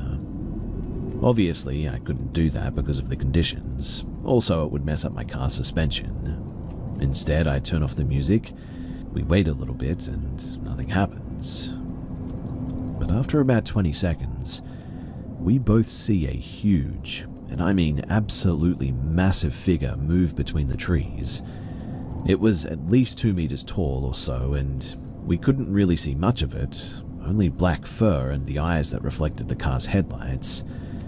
But as fast as we saw it, the thing went left and back into the woods. I think that I speak for both of us when I say that we were absolutely frozen and ecstatic all at the same time. To this day, I still don't know how I could remain calm enough to start the car and slowly drive away to our friend's place. We told him about it, and he said that it was probably a mountain lion still, but I don't know. Mountain lions aren't typically 2 meters tall. They may be horizontally that long, but not tall. And I swear that I could hear its footsteps as it ran away as well, despite the windows being closed, so whatever it was also extremely heavy. Anyway, I just wanted to share this in case anybody out there might know what the heck we saw that night.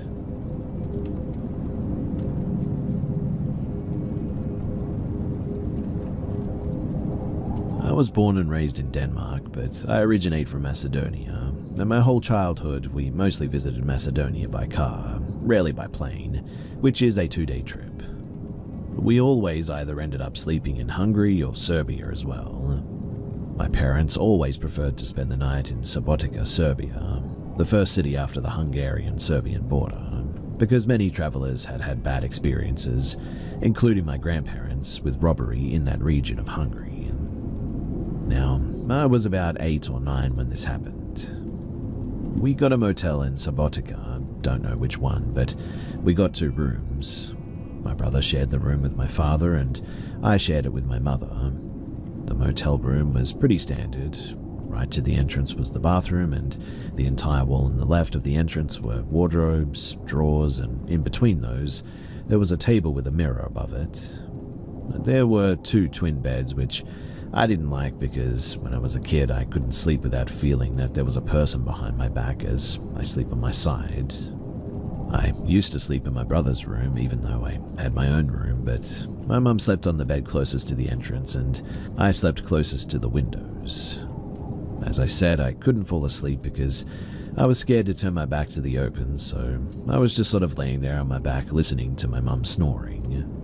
I was awake for a long time, trying desperately to fall asleep on my back, and at one point I heard a crack near the entrance. I calmed myself down because, it's old furniture and it cracks, right? Plus, that often happens at home anyway too, but then the drawer closer to the beds, on the left of the mirror, cracked even louder than the one at the entrance. At this point, I was really scared. I probably stopped breathing to hear if anything else was going to happen. I always hold my breath when I'm scared and focusing at the same time. But it was quiet. And instead, I see a silhouette in the mirror. not on our side, but inside the mirror, passed slowly. It was like grey smoke almost. It went from left to right, and when it went out of the frame, it was very quiet for a couple of seconds, and then the wardrobe on the right side of the mirror, it made a huge bang, as if somebody had punched it with all their force. I was obviously scared, and I didn't move nor close my eyes. I just stared at the wall for hours before, eventually, I must have fallen asleep. Now, you might wonder why I didn't wake my mum or start screaming, and to tell you the truth, I really don't know why either. My parents always told me ghosts aren't real, so I'm guessing that was probably the reason. Because I am mostly scared of not being believed, which is also the reason that I haven't spoken about this to many people. Another reason was that I am a boy, and when I was little I had been told to man up a lot. So I didn't want to show any signs of weakness, I guess, and another reason too was probably also the fact that I was too scared to move or do anything. I was completely frozen. Today, I wish that I had said something to my mum, though. As a kid, I thought that both my parents didn't believe in the paranormal, but now I know that my mum does. But my dad doesn't, though. So in recent years, I told her, and she said that I should have woken her up, but she also said that I was a kid, implying that I don't remember the situation all that well. I've also told my brother about this, and he believes what I saw, but he thinks that it was some kind of my mind playing tricks on me thing because I was scared, which I'll admit is a possibility, but really I don't think so. Another possibility I thought of, though, was that I had a sleep paralysis episode. That was an ongoing theory of mine up until the point that I actually experienced sleep paralysis once, and it wasn't the same as that time in Serbia. In Serbia, I was wide awake the entire time. I never really fell asleep prior to the event with the said silhouette. I have had other creepy encounters, but for all of them I always thought of a rational explanation. This one, though, this is the one that bugs me, because genuinely I just really don't know what to make of it. After my experience with sleep paralysis, I've started to believe a bit more in this stuff. Not because of the sleep paralysis itself, but because I know now that the encounter in Serbia really wasn't sleep paralysis. And I'm sharing this because, well, I want more people to see it or hear it and tell me if they know anything about this. I would be happy to take any answers, questions, or information that you guys might be able to provide.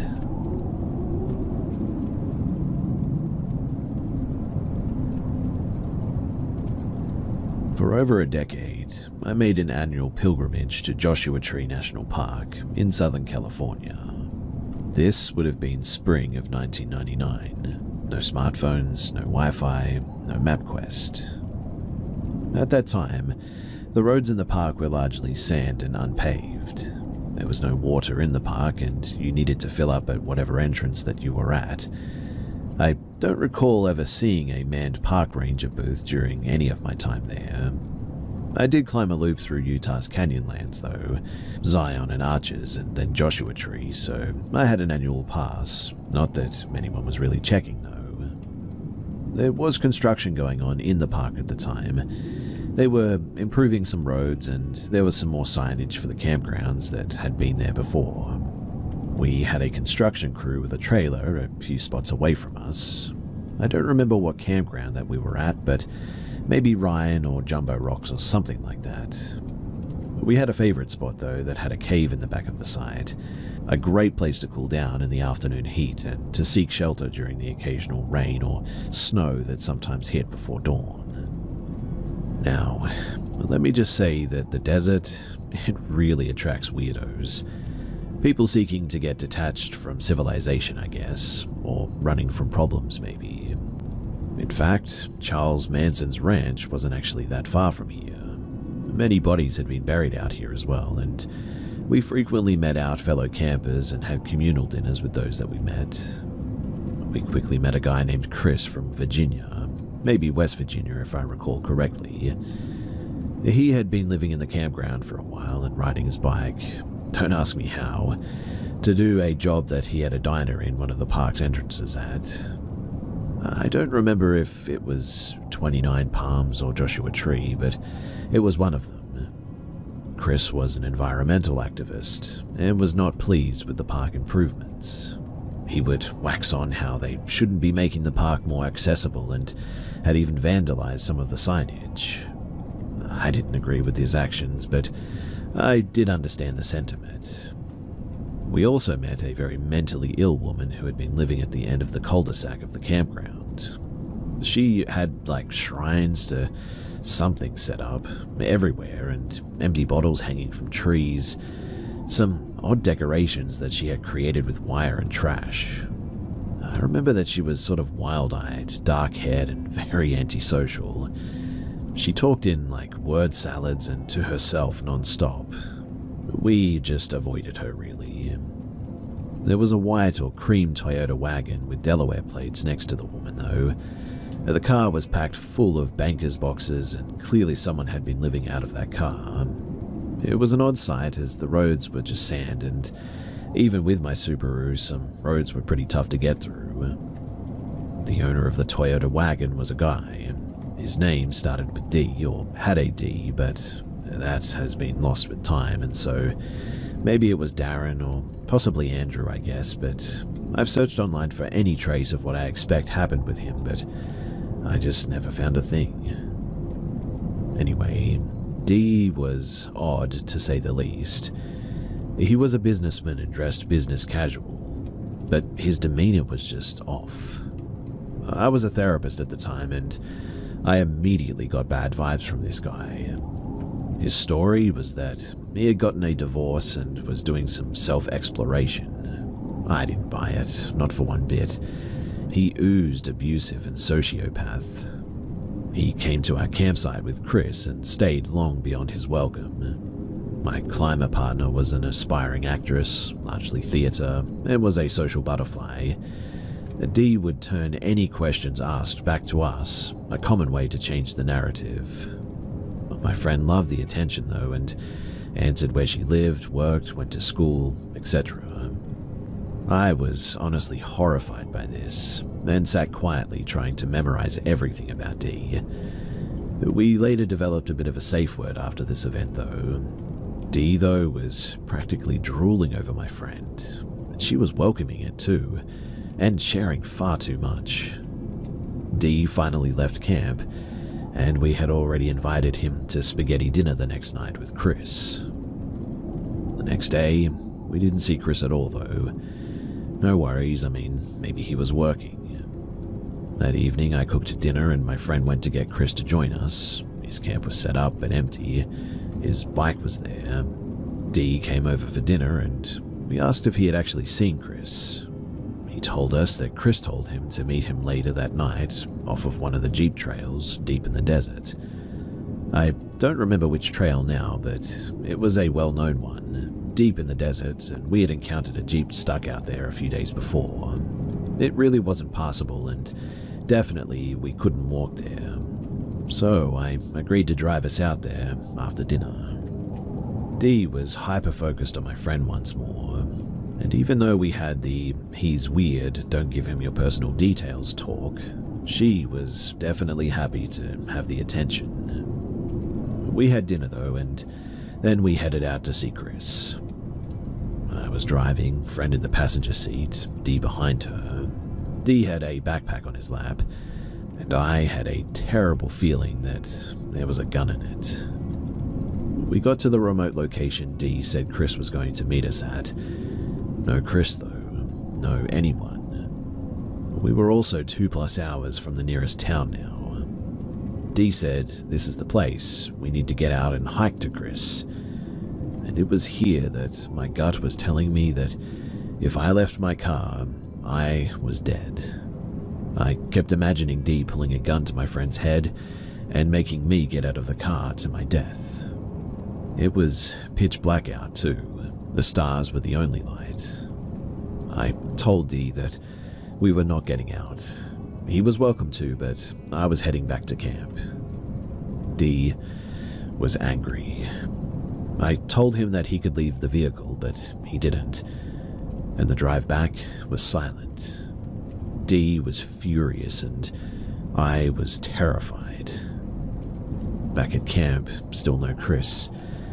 Dee wanted to sit around the fire though, and I said that I was going to bed. My friend joined me and very quietly we had a conversation of what had transpired. She agreed though that Dee was dangerous and also felt like he was going to pull a gun out of that backpack too.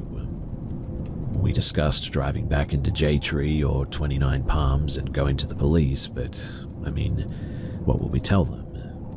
I had long purple dreads, a friend had bright red hair, we were early 20s, clearly countercultural, and presenting to a military conservative town police force would likely result in us being dismissed or worse, maybe even detained. We talked about going to talk to the construction crew who was loudly drinking and playing poker. But again, two early 20s girls alone in the desert, it could go very bad for us. We agreed to sleep in my blacked out Subaru wagon that night instead.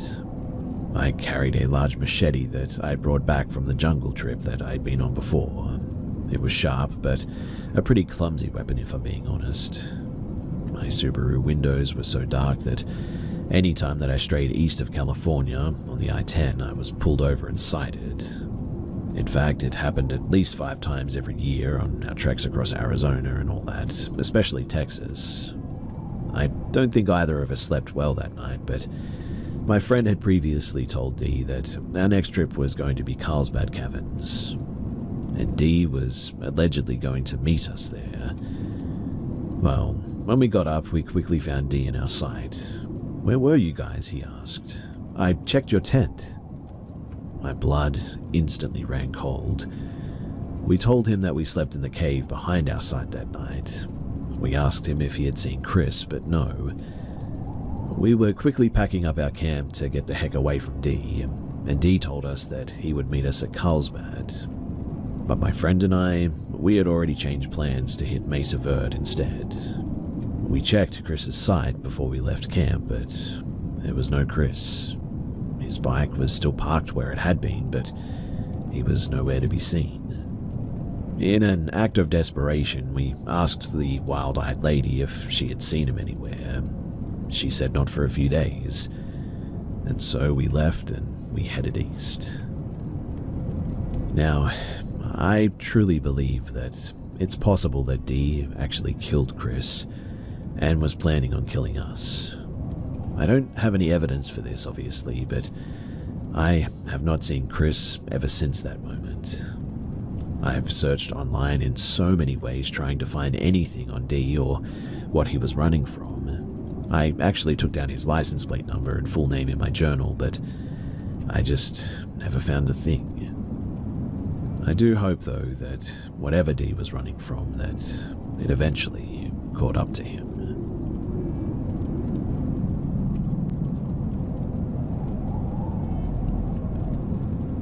So last year, I took my friend and my bonus kiddo, his child, to view the Perseid meteor showers at a remote mountaintop horse camp deep in the wilderness. There was no cell phone reception, no power lines up there, just quiet and very dark skies. Even though it was late summer and hot as heck out there, the camp was empty. It's a large 100 acres or so camp, and there was not a single human or even a horse in sight. And that was odd. We pulled out our camp chairs though and set up at the top of a large sloping meadow, bordered by some scrubby pine, but a perfect outdoor auditorium for the Perseids. Kiddo was 11 and had never been that deep in the wilderness. Neither parent was into the outdoors.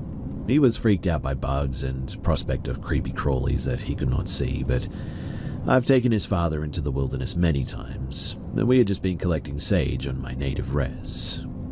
And while we were sitting in our chairs, I noticed that all of the bug chatter just suddenly stopped. It was suddenly just dead silent. My blood ran cold and I got goosebumps at this. A deer-like animal appeared slowly out of the side of the meadow near the